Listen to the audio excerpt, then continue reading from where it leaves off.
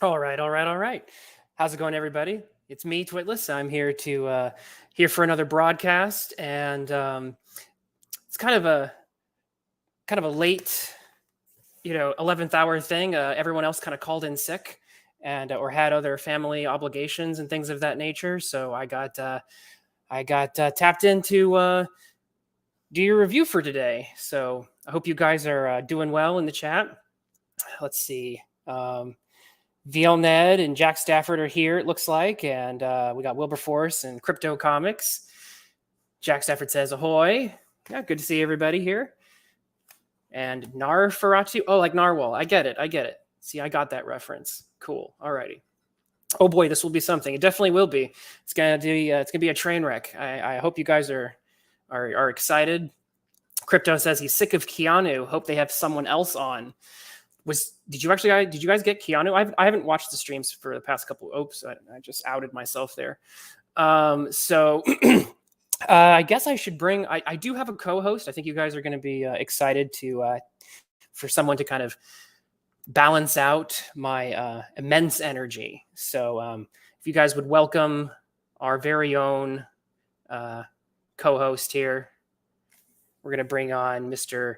Liam Gravy. Hey guys, I want to apologise right off for Twitless's terrible introduction to the show.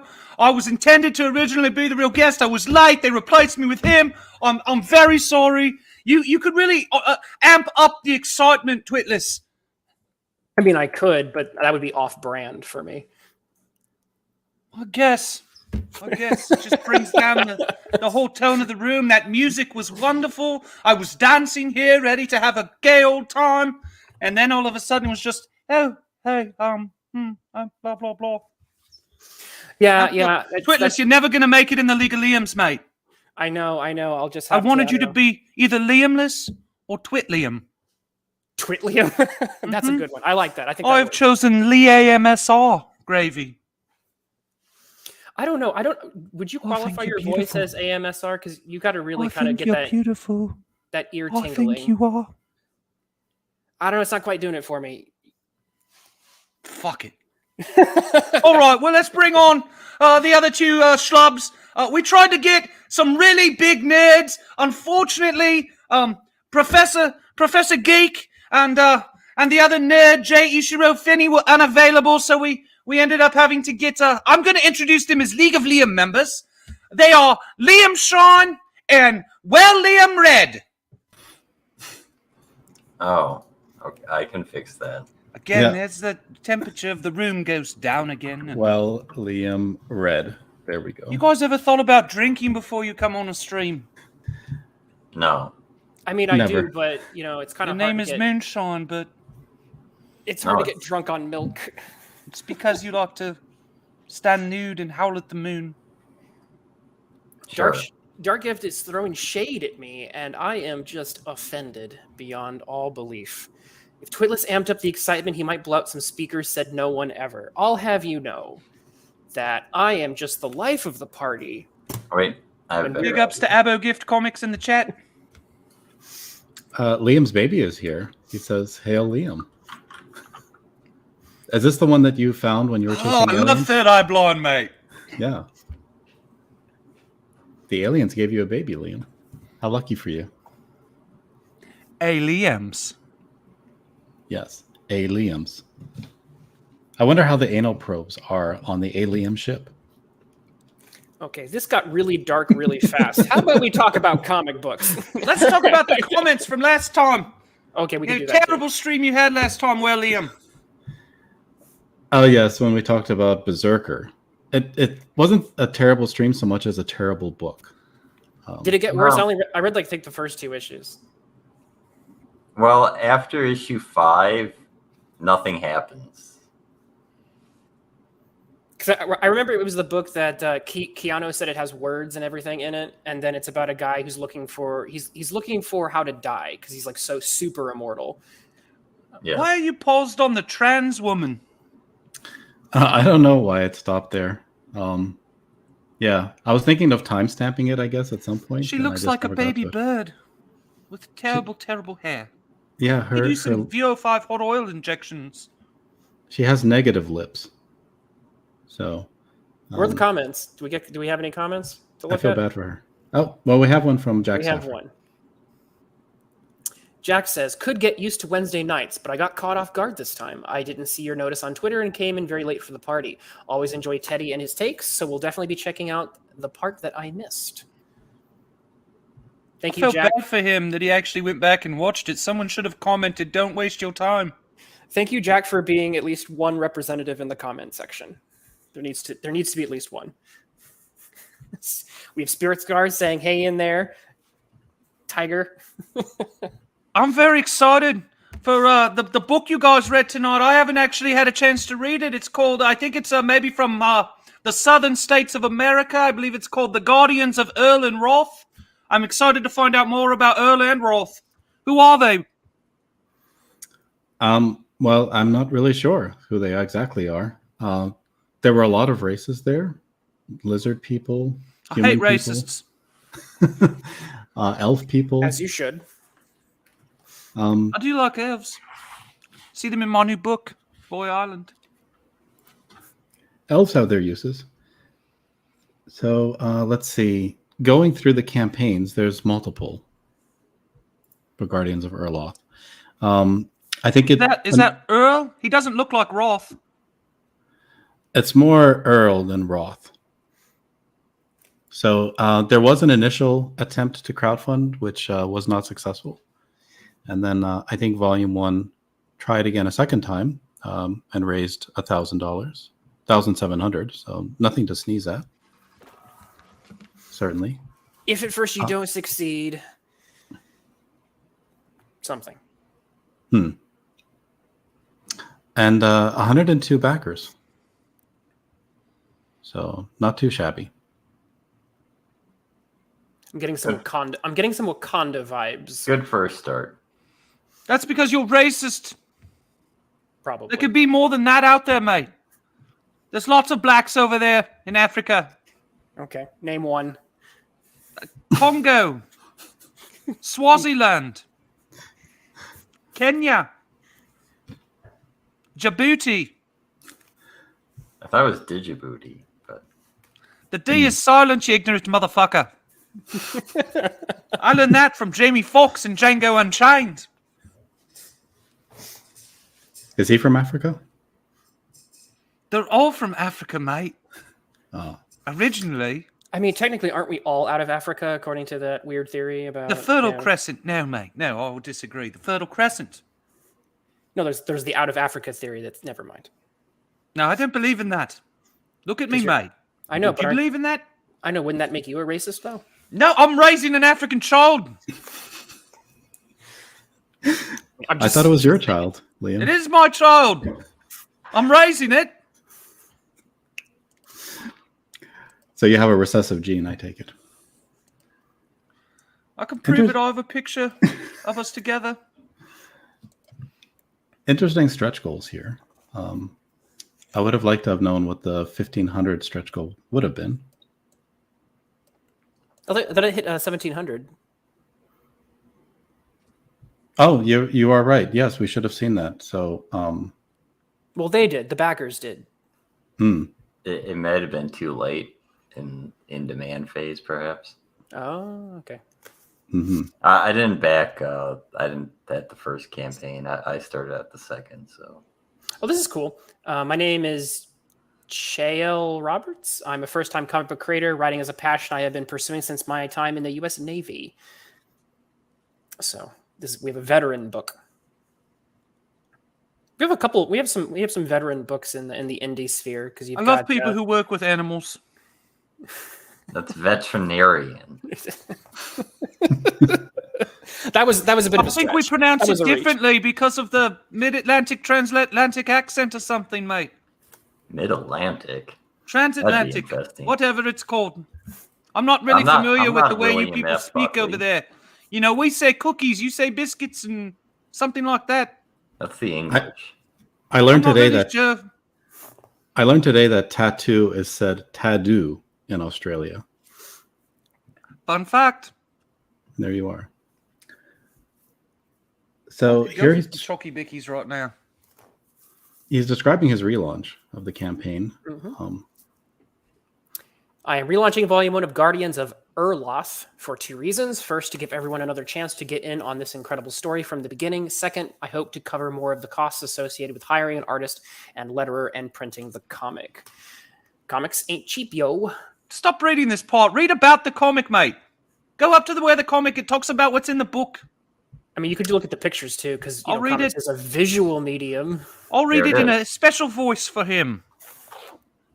Guardians of Erloth is a 4-part epic fantasy series chronicling the fall of the kingdom of Pardus and one hero's journey to reclaim his birthright.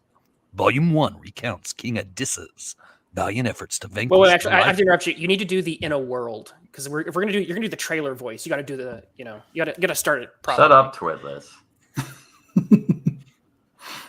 In a world where King Adissa wishes to vanquish the Lysar, a bloodthirsty nation of lizardmen intent on destroying all that he holds dear. As the battle rages, King Adissa must choose: save his only son and heir from the clutches of the lizardmen, or protect his kingdom from invasion. It's Guardians of Erloth by Trail Roberts and Ryan Best. That's actually a very good overview. That pretty much explains the first book. Yep. You know, an insider fact I happen to have gleaned from the creator, Chael Roberts, is this is actually based on Alex Jones's fight against the American government and the One World Order. That's the Lizard Men, right? That actually makes a lot of sense. I King understand. Adissa is Alex Jones.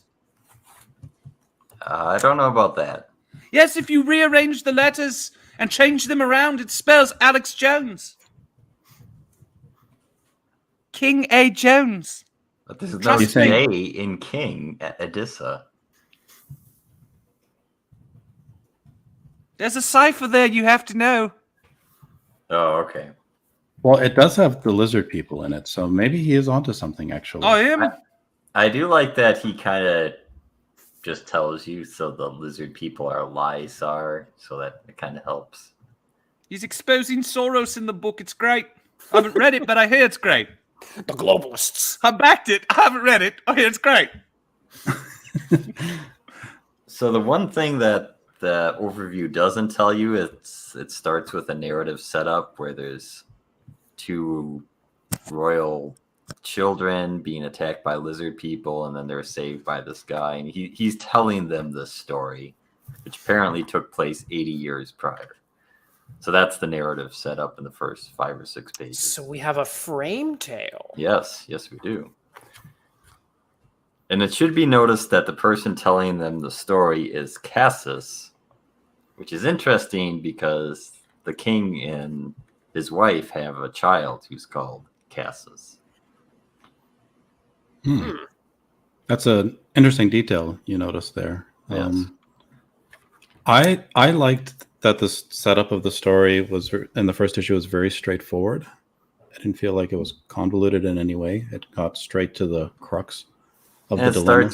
It starts with action, so it pulls you in right away, but then it slows down and tells you about the world rather than just confusing you. It has like little dialogue boxes, like we're in the kingdom of Cass, in the region of Attica Empire. So I want to start with this question right out of the gate. So fantasy often gets this weird reputation for having really weird names. What did you guys think of the way things were named? Did it feel natural? Did it feel weird? It felt natural because it's clearly a African-like kingdom, so these names feel African. The people kind of look like that as well, so it's not just white people that have black skin. It actually looks like Africans, which is, if you're going to put people that are black in a fantasy, it's like give them their own identity and not just bolt them on to a standard fantasy story. Or slap them in like they did in the Witcher Netflix series? Or even worse, like just mix it up. Is like, this is apparently the olden times. How did they all interbreed like this? How did they travel so far? So it makes a lot of sense. If you're going to put different races in fantasy, this is the way to do it. Well, speaking of different races, we have lizards, so there's definitely some species diversity. Yes, species diversity, yes. Oh, he fucking killed Hillary Clinton right there. That's great. I do like the way the deaths are really cool. I mean, mostly the gore is with the lizards, which you can get away with and keep it PG-13 rather than having humans speared in the head like that. But Yeah, I was not as big a fan of the cultural blendings. Not because like I didn't think that they should be blended. It just they felt disjointed the way that they were interspersed. Like it just felt like it was, I don't know, it was randomly selecting aspects and not really trying to find a way to make them feel cohesive and uniform. So, Can I ask you a question, Well Read? yes. As this was the very first comic you've ever read, do you feel like you're going to read more comics after this? Yeah, I really like comic books now. Comics are my favorite. So what about this one won you over? So there's a couple of things I liked that this story did. First, the dialogue is actually pretty good. So I felt like it was appropriate for like a medieval kind of setting, which I think a lot of it, especially in the first issue, seems inspired from. Like I said, though, some of the design choices felt strange to me, where there's a lot of interweaving of like African tribal inspired design choices into like, you know, European medieval settings. So like they have I would say the only European thing is the castle. It's like they live in castles, but other than that, I think it's pretty consistent. I don't know if you found something else inconsistent. But. Well, it's a forest too, but yet there's like aspects of tribal culture in the forest, which for me it They stood live out next to a swamp, but Yeah, it stood out more. Come from. It stood out more in the first issue, and yeah, like having the lizards in this world reminded me a bit of He-Man. Love He-Man. You guys know that, right? I do kind of like that they're not just orcs or goblins. It's like I want to make them lizard people. That's our main kind of villain race right now. I want to talk about real quick, like the conspiracy theory aspect of this that Chael, put into this, right? You see, like the leopard, and that represents Africa, and the eagle in the background, that represents America, right? So it's the African American is going to have to eventually kill the lizard people that are the Democratic Party if they want to survive. Wouldn't he be killing a donkey then? Hey, man, this has got layers, mate. Layers. Oh, okay. Have you not watched any conspiracy videos in the last 20 years on the internet, mate? I guess I'm behind. Lizard people. David Icke, he'll tell you all about it. I thought the lizard people were globalists, not necessarily Democrat. Never mind. That's the same thing, mate. Liam is definitely operating on a higher plane. That might be Joe fucking Biden laying there. No, he could just be taking a nap. I was gonna say if this were a Clinton metaphor, the lizard would have had to have killed itself by shooting itself in the back of the head or something. So I don't know if it quite lines up. The big reveal I've heard in Volume 4. I don't want to spoil this. Like everyone out there, if you're excited about this, plug your ears. But I heard in Volume 4, it turns out that the whole place, it all takes place on Epstein Island. He's fucking saving them all. So back to our reality. Let's talk about a fantasy book with lizards in it. It's so convenient for you white people in your reality. I'll read about black people in comics. I know what they're about. So it does give like nuance as well, and the setup here. So you have this group called the Guardians of Erloth, and they're tasked with protecting the royal lineage, so the prince and the princess. Well, hold on. So if the kingdom is called, was it Attica? And or it was like Attica was the region, and the kingdom was Cass. So, can someone break it down for me what the difference between Attica, Cass, and Erloth is? Well, I think Attica is the large. It's probably more almost like the continent, and Erloth is probably where more white people are, and Cass and Pardis are more of like the African tribe, like. I'm so glad you said that, mate, because I've been thinking the whole time, like Earl and Roth, they do sound like white guys. Yeah, no, you don't. No. Yeah, so the Erloth is more of They mention kings in Erloth, but we never actually see Erloth. We just see the guardians of Erloth, which are kind of like a traveling mercenary good doers, or at least as far as we know in the first book. Okay.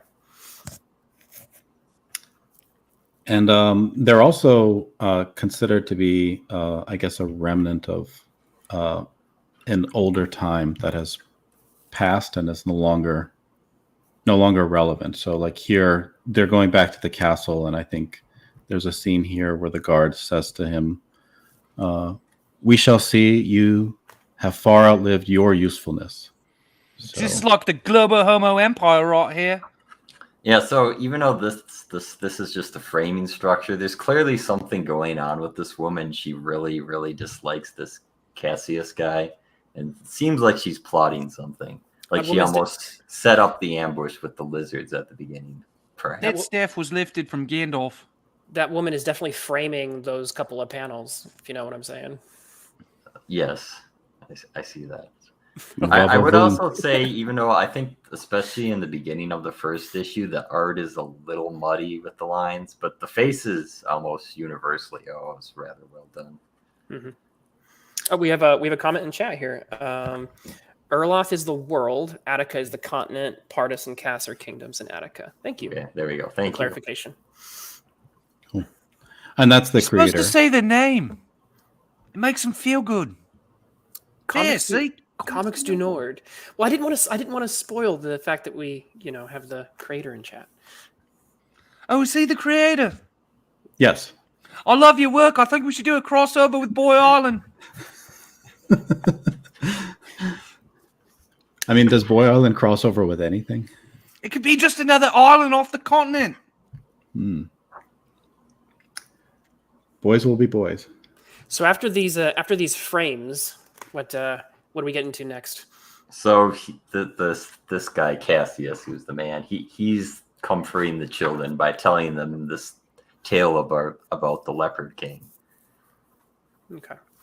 And so that's the story. And the Leopard King is this child born to the king and queen in the kingdom of Pardus, which is the one that is, we will find out, is the one that's destroyed. So that's why he's the last Leopard King.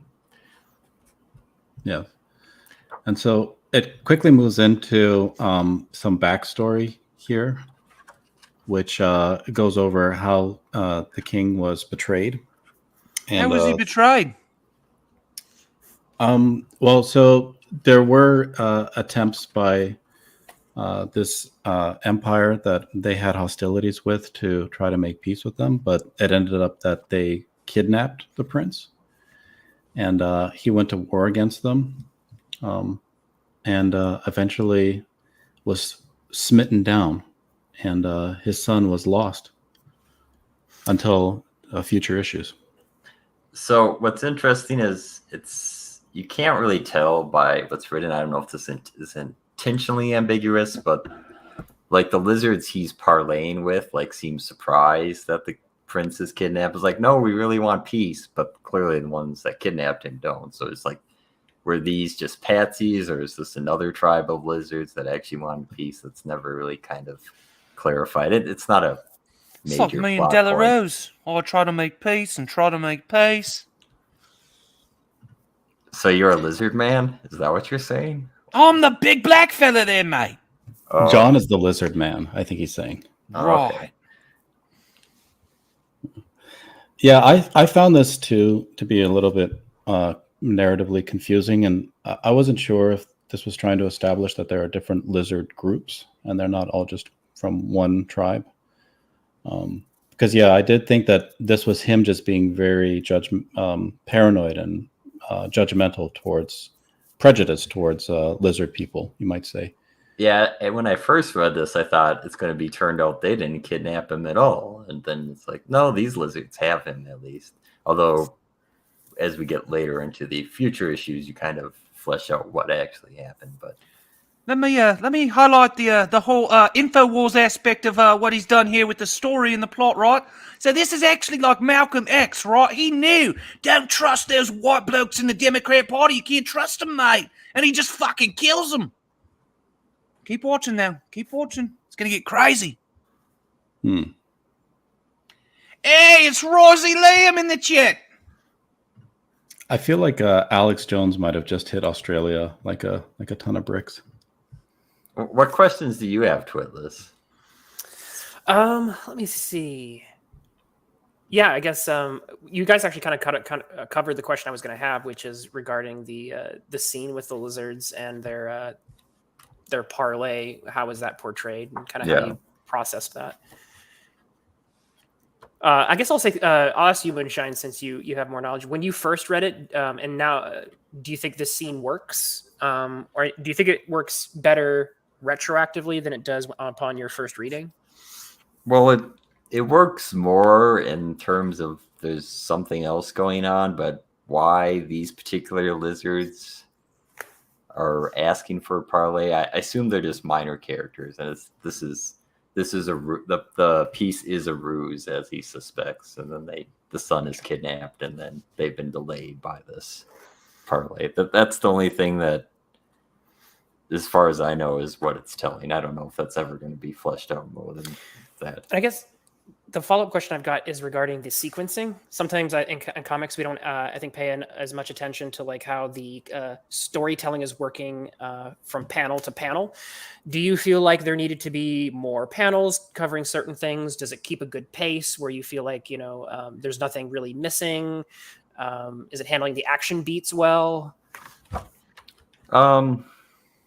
I think since this first part is very much a prologue, I mean, besides the narrative framing in the beginning, I think before the prince is more adult, or not even adult, but older, this is all you really want to know. I didn't feel like I was missing anything except for why these lizard people. So then the plot is obviously they lose, but the trick is they go out to find the sun. They're following the lizards through the swamp and villages. And then they defeat the lizard, and then, of course, some messenger comes, is like, we've been fooled. They've attacked the castle 2 days ago, and the queen is there with... And so they go back. And then, of course, queen's killed, the king is killed, and now the lizard people have the heir as well. Yeah, I thought the first issue was a very tight story, so I didn't find sequencing to be a big problem here. It kind of went through all the beats and paces very quickly. I found the sequencing to be kind of an issue in the second volume, especially like the first half of it, I'd say, up until the prince is reintroduced. There were a lot of moments there where there were things being set up and introduced that really kind of I don't think they were laid out in the best possible way. It felt like it could have used a revision to make sure that things had the right impact and the right attention as they were being revealed. I think it's really great that it's strong black men standing up for the community, right? I think that's wonderful. Yeah, the forest community needs more of that. Who's going to pick those berries? I only hope I can raise my child to be this strong and black. So you're commenting on the violence. So the thing about violence is sometimes it you kind of get inured to it. You kind of become it kind of blunts itself in a sense after a bit.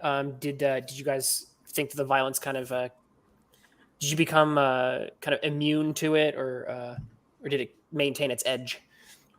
Well, most of the violence is them like bloodying up lizards. So since they're not humans, you're already separated from it. So when a human actually finally gets beaten up, that's when they run back to the castle, and there it's like little tiny figures all strewn about a castle. So it's bad, but then the queen is bloody, and then he comes upon the king and defeats him. So like, at least in the first issue, the violence against actual humans is like important, poignant moments, like the fall of the kingdom, rather than just the battles. In the battles, they pretty much win and are just cutting up lizards, so it's just kind of a cool factor.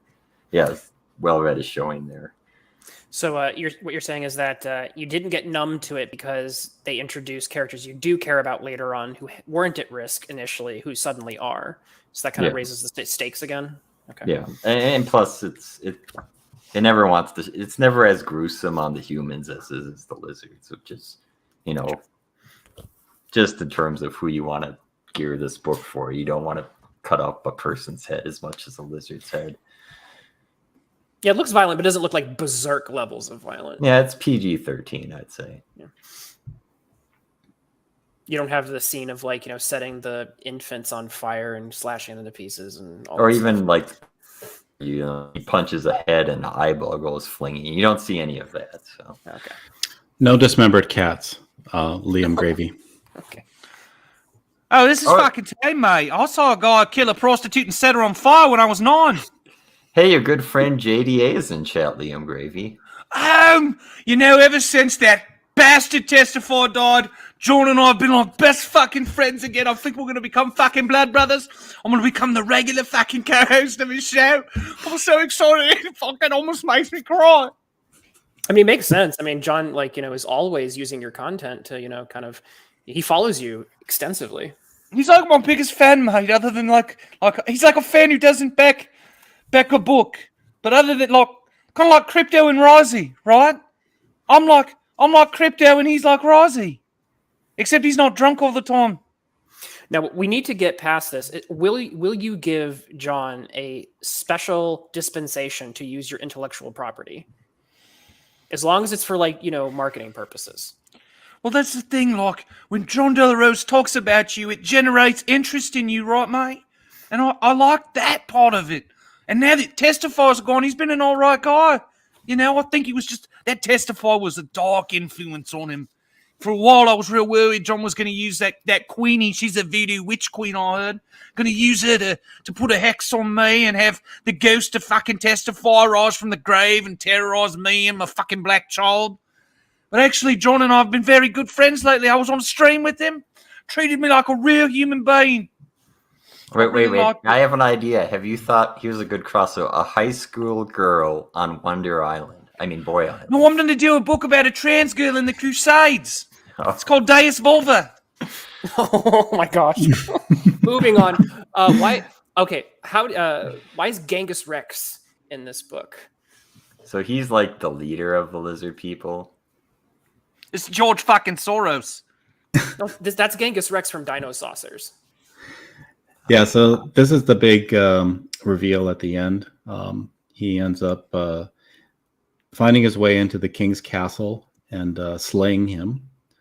And once the king is dead, he's believed that he's killed off his bloodline.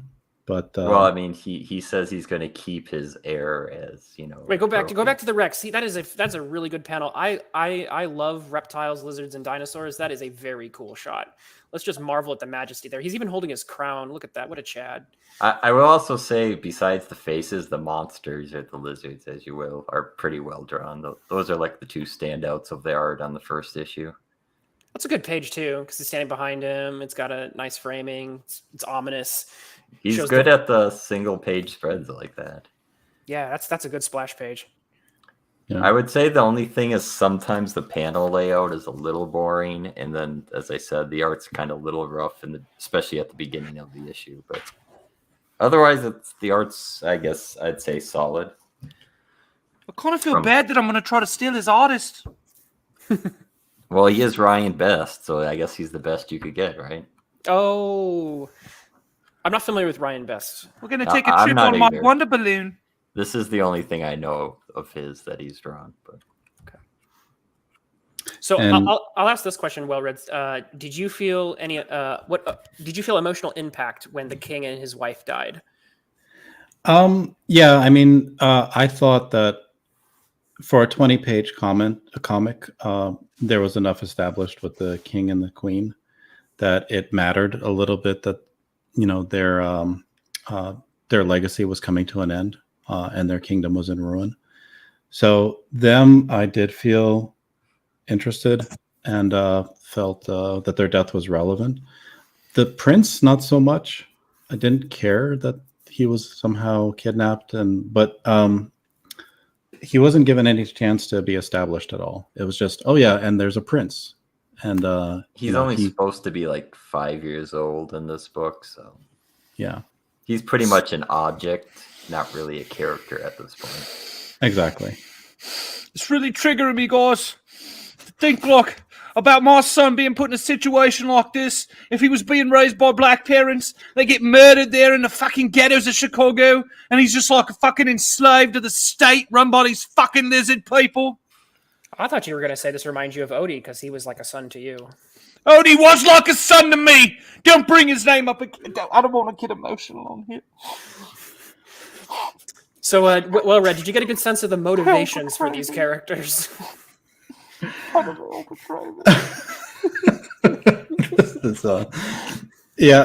the motivations. I mean, no, it's a very streamlined story. It doesn't delve too deeply. Even the king's suspicions about the lizard people. It's not like they really go into a lot of backstory there, and the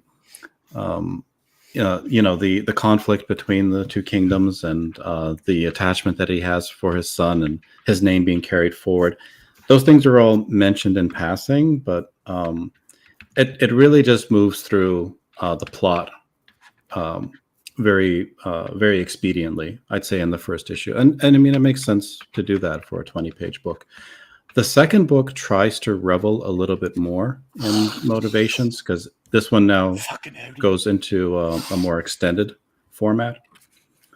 But as I said, do you need a minute? Fucking great now. Sure? Let's go. Okay. Don't fucking bring that name up again, mate. Oh, okay. Sorry. Take it, fucking heading right off from the fucking baby for the first time in fucking 6 weeks. You just fucking... So, let's continue on to discuss the... Throwing curveballs, so, I'm chopping up snowballs. Big deal. Let's discuss the Odyssey of Guardians of Erloth, Volume 2. Do we want to bring up the Indiegogo for that, or we just move ahead? Yeah, sure. I could put some focus on that. So the Indiegogo for the second one, I think fared a little bit better than the first. Let's grab it here. That seems to buck trends. Isn't it usually the other way around? Where you grab the Wonder Balloon too? Boy Island too. Share that too. So 171 backers and 8K. Oh wow. Yeah. It looked like it did really well in demand. It's got 100 more backers. So, what's the image of like the promotional image that for between the two? Because if it's the hot elf chick, that might be one of the reasons. I think it is the elf chick, and I think this has a special card made out for the elf chick. So, yeah, I think this is the character based on Alexandria Ocasio-Cortez. That's a great cover by Kanan White too. Oh, Kanan White did that. Okay. Yeah. Yeah, he did the first cover. He did that explains the monster mouth. Yeah, I've seen that before. Yeah. What were you saying? He did the other cover for issue 1? He did one of the covers. There's 2 covers for issue 1 too. But okay. That one he is dreams more... of drawing Violator. I can tell. That I can see that. And this is, I don't know who did that. This is the elf chick. I don't know who did this cover. Might say in the book. No. My book, because mine's white book. So this is more of a robust effort, I'd say, the second volume. Yeah, it starts to get into the meat of the story and about the actual last Leopard King, who's the boy who was kidnapped. No more potatoes. We're into the meat. Yeah.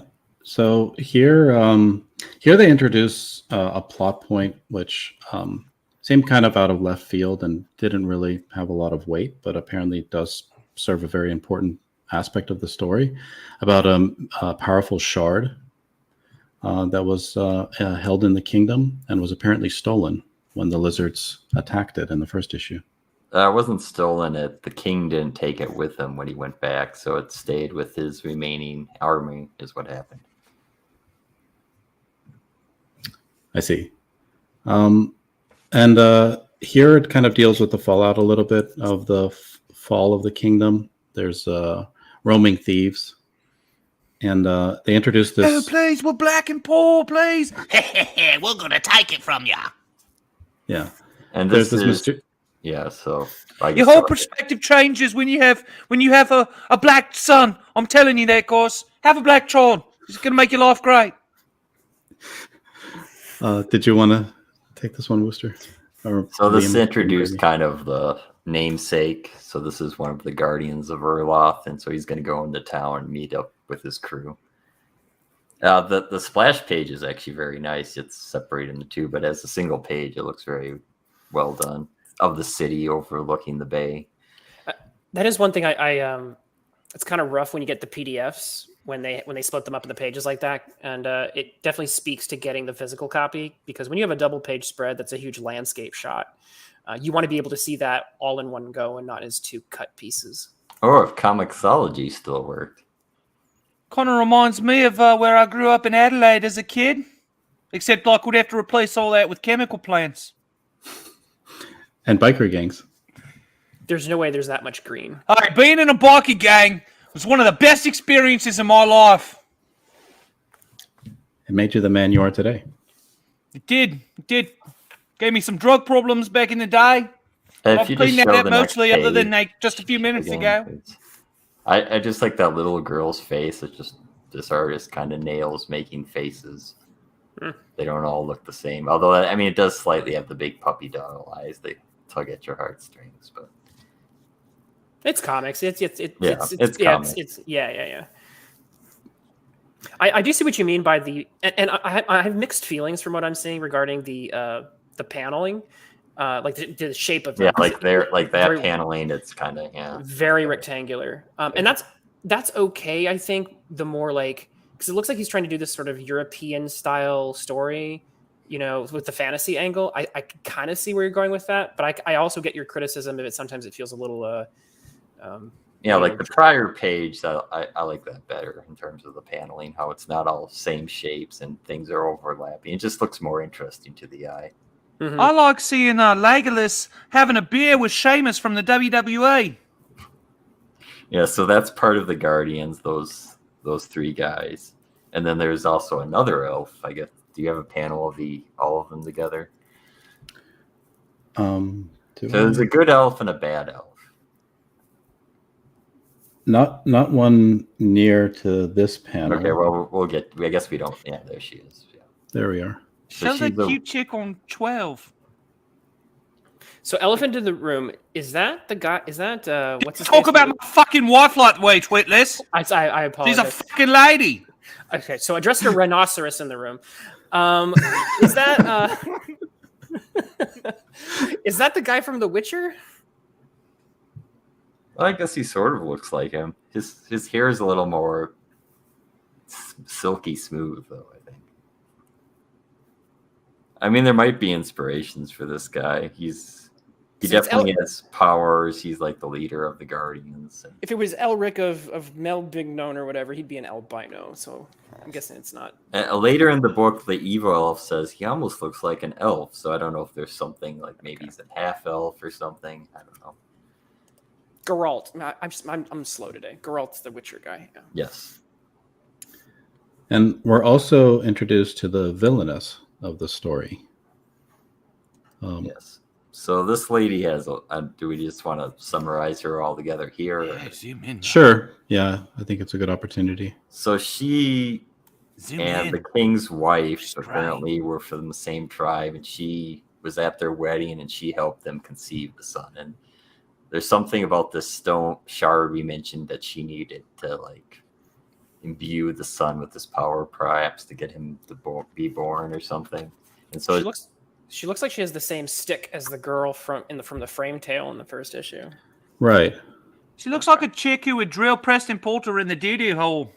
There's something very similar about besides just the stick between her and that girl and the framing device. There's the way they talk and the things they like. I wouldn't. Stock gift in the chat. You can confirm that.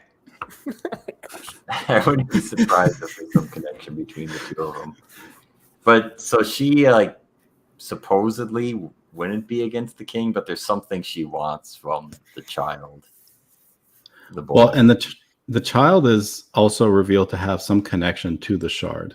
Yeah, which is probably because she did something.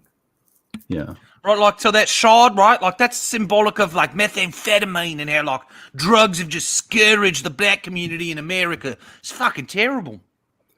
And, Well, Oh, I think okay. and again, here we Deep. get like separation of lizards. So this is this whitish lizard, and his eyes are red. So in his reference, he actually is kind of an albino lizard, and it seems like he's an outcast, and he just works for her. That's what this particular lizard, Mm-hmm. yeah, and like so here are the green lizards, and they're just regular slavers. But then the white lizard comes along and kills them, and now he's more of a mercenary, and he's also taking the boy captive. So I don't know if the white lizard kills them. I think because he well, kills here- the leopard that's attacking one of them, and then he says, "I'm taking the boy." Essentially, so where is it? I thought I saw him aiming his little. yeah, he's bow shooting the thing. leopard that's attacking one of them. Oh, I see. So I don't Right. think he kills him. I just think he's saying, "I'm taking the boy." Are you sure you read this well read? I saw him with the bow, and I saw like Yeah, he shoots a leopard that's attacking. Okay. That. See, it's hitting the leopard. there then- you are. Yeah. And more importantly, when he shoots the leopard, the boy feels it. Because previous panels, like there's green coming out of his eyes, green coming out of the leopard's eyes, like he's controlling the leopard. You just skip So right past it. he's got some sort of like mystic power. That's Yes. okay Yeah. from the shard or In something. green, and the shard is green, so you see what Gotcha. this is all going. Gotcha. All right, Liam. What is the green power that you get from the shard that lets you control animals? What's that a symbol for? I'm not really sure. Liam only knows things that are orange. Okay, my bad. He's the orange tyrant, not the green tyrant. Oh, And then here we there's- go. Back Yes. to this Oh, original villain. he looks so badass. Look at that. This is the original kingdom of Pardis, so he's there. So she's sending this evil elf lady to say, "I need your help with this captive," which we learn here he gave him up to her, and he just kept the kingdom. Looks like he's been busy constructing that throne. And strangely enough, the advisor is still here, which he comes up again and again, but I never really got clear what he was actually ever doing. Yeah, this is George Soros, right? That's Alexandria Ocasio-Cortez. Do you mean this this bald character? The Yeah, advisor? his name is. Where is his name? I think He's- I can find it. He's there to betray them. He's Amani is his name, Right, it's Jesse fucking Jackson, mate. but it's never really clear Sam how he Shopton. betrays him. The only thing he does is he intentionally frees Cassius and delivers it to him, and then they like think he's betrayed them, but we never actually see him betray anyone. Yeah, so he's here and he's introduced to him. But yeah, that was again like what I said earlier. There's issues with how certain plot points are built up and then delivered, where they just kind of the moment where they culminate is just done in passing. Well, And it doesn't that's the really thing. feel. It's like they assume he's a traitor, but I'm not certain that he is. There's also assumption he helped betray the kingdom originally, but it's not clear how he would have done that either. But Well, it's foreshadowed that there's a traitor among them, and then at the end he's revealed to be betraying them. So I assume that it's him that they're referring to. yeah, but that's what I mean. We never really see him do anything to betray them. Because he keeps venting so you don't catch him in the act. Yeah, I feel like it's all the way at the end. Yeah, the witch definitely says there is a traitor amongst you. The good elf comes back and says, "Oh, there's a traitor," and then the general guy says, "Oh, it was you. You betrayed us." Let me see if I can here. find out what the Here it general is. guy name is, so we don't just keep calling him that. He was there when Pardis fell. Yeah. You were the one who brought the boy to us, and those monsters with you. Okay, so he brought the monsters. Yeah, but he did so by saving the boy. So it's not exactly clear. They may think I still have a hunch that maybe he actually didn't even betray them, but I don't know if we ever get into that. Or it could just be kind of a hole in the plot where he is the traitor, but we don't see him doing anything that betrays them. Well, he doesn't do much to defend himself here, where they're holding him. I mean, he definitely saves the boy, though. There's no doubt about that. So I don't know. And then he tells them at the end when the boy. So she sucks his power back into the green shard, and the boy is nearly dead. Cassius is nearly dead, and it's like, oh, I know something. Where he's begging for his life. It's like, I know someone who might be able to save him. Mm-hmm. And so that's the end of part 2. Yeah, and then here's where it's revealed that he has some kind of connection to the crystal. Yeah, so she's sucking the energy out of him back into the crystal, perhaps. All right, I know you got something for this, Liam. Don't let me down. Sorry, I wasn't paying attention for a minute, mate. Okay. The evil switch is sucking the energy out of the boy. Look You've at the been sucking line. energy out of the black community for 50 years in America, mate. United States, terrible place to be a fucking black person, mate. I wish I could take them all in and let them live in the trailer park. I mean, in my best estate here, but I can't. There you go. Thank you. I knew you wouldn't let me down. There you go. I really hope the people who created this book aren't African American and don't hate me for this. We all hope that. That I did find this funny. It's this is when Cassius is saved and he's talking to Callum, I believe his name is. Like, I've never seen anyone that looks like you before. So this kind of explains, there's different regions, and this guy's from the north, as you might imagine. He's like some barbarian, perhaps, or a Norseman. Yeah, it doesn't ignore the racial disparities. They're definitely a thing in this world. I think there's even a line here where the boy says, "What you talking about, Willis?" Oh, it was "What you talking about, Willem?" And I was like, okay, Willem, yeah. no. Yeah, the other white, the knight we never really get much story. He's The White Knight? William. Yes, the White Knight. Although actually he's the redhead. William's the redhead. Yeah. Well, I guess this guy's a redhead, but he's not a knight. So there's 2 redheads. It's trying to appeal to you, Liam. It already has appealed to me. It's got beautiful, beautiful black children in it, like I have. Beautiful red, vibrant hair, like I have. Are you sure did you not ghostwrite this? Yes, literally. Did you deserve a I don't want to take credit for it because the creator's in the chat right now. Okay. It's literally what you talking about, Wilhelm. It was like, I don't know. Can we see that panel? Classic black We need to humor. see I that love panel. it. Can you pull that panel? That needs to be seen. I have to find it. Back. It's the panel opposite where you got like half page of the white lizard. So you should see it in the thumbnail when you get to that, and just the page after that. Yeah, but it's where I felt that the cultures are a little bit amalgamated here, and I wish 27. It's going to be on page 27. It was a bit more right in the middle there. You might need to fold that up a little. There you are. Yeah, there it is. What you talking about, Wilhelm? Oh my gosh. Yeah. Yep.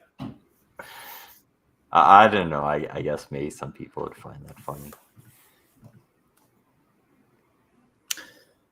So that's pretty much issue 2 in a nutshell. It did spend some time probably in areas that it didn't need to as much, like the arm wrestling moment. It was supposed to kind of give us some more backstory about Callum in particular, I guess. I And like arm other wrestling. guardians. Yeah, I'll say Strong and that. buff. I think it's really good when fantasy stories take the time to breathe, to let you kind of like experience, let the world soak in. Like if it's too much action, I feel like it doesn't feel as organically fantasy. Because part of fantasy is taking your time to kind of soak up the journey. And what really was important here is Cassius hears all these people talking about how much they loved his father. And he's like, I don't even remember my parents very much. So, I mean, that's kind of what it's setting up there. Are you okay there, Liam? Sorry, I was actually looking at the comic closer and admiring it. We were just talking about never knowing your parents. I just wanted to make sure you were okay. No, I know my parents. How do you think I'm filthy fucking rich, mate? Okay. Yeah, it's 3 pages basically for this to set up this arm wrestling match. So that's where I felt like it. I agree, like it's nice to let them breathe, but Well, you to don't me understand, mate. Trail Roberts' dad, insider tip, his dad was the co-writer, uncredited, on the classic Sylvester Stallone movie Over the Top, which is all about arm wrestling. well, now it all makes sense. But this is where I thought that the story really got back on track is when it was focusing on the prince again. So Speaking of which, we have a comment from the creator in chat. I don't know if you want to highlight that because it looks like a spoiler. No, it's not a spoiler. Is it not? Okay. It's the literal names they give them. Okay. Cassius is the prince from Volume 1. Caius is the main character. Okay. So, did we want to give quick impressions of Volume 3? Honestly, I just want to apologize to Comics Do Nord. The truth is that Liam read. He didn't actually read it. He just looked at the pictures and kind of deciphered what was happening. That's why he had it confused. Sorry about that. So I actually have a physical copy, but since we're not supposed to spoil it, since not everyone has it yet, it kind of resolves. Obviously, it addresses, Chaos, the boy in the past. He's dead, and they try to fix that, and then it also brings up some lore about kind of the gods and stuff, which is, I think, mildly interesting, not especially unique, but it at least kind of grounds you in something beyond this particular story. And I think it almost feels like at the end of this part is like now the real story is going to begin. The first part is just the initial setup of the story that's proper that's going to start, I'd say. How did that hit you? Sometimes that feeling of, oh, everything I've read so far is just a setup for what's coming up next can be a difficult transition to make. I think he did a rather good job because it kind of introduced the plot's end, and then there's the loose ends, and all the characters kind of are moving in that direction. The main character has his goal now in life. And then it kind of, you got kind of montage type stuff. And I think it was pretty well done for like a 24-page book. And this is just part 1 of the 3rd book. So there's part 2 as well, which I assume will develop that more. And I would say the art in the 3rd book is probably the best. Yes, I'd agree with that as well. Ryan Best is at his best, I guess, as you say, in the 3rd book. I think it does a bit more world building in the 3rd book. It introduces a tribe that was pretty interesting. I think a bit more fleshed out than any of the tribes we've seen thus far. So, I enjoyed it. It seemed to be delving deeper in a way that you would want the story to go.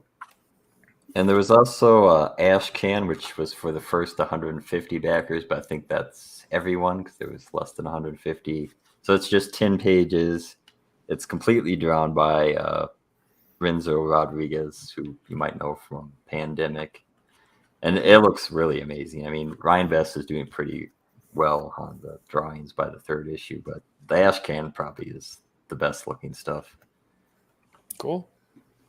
It has a little side story, which if you've read all 3 books, you kind of figure out where this is taking place. And this definitely probably is going to have a spoiler for part 2. So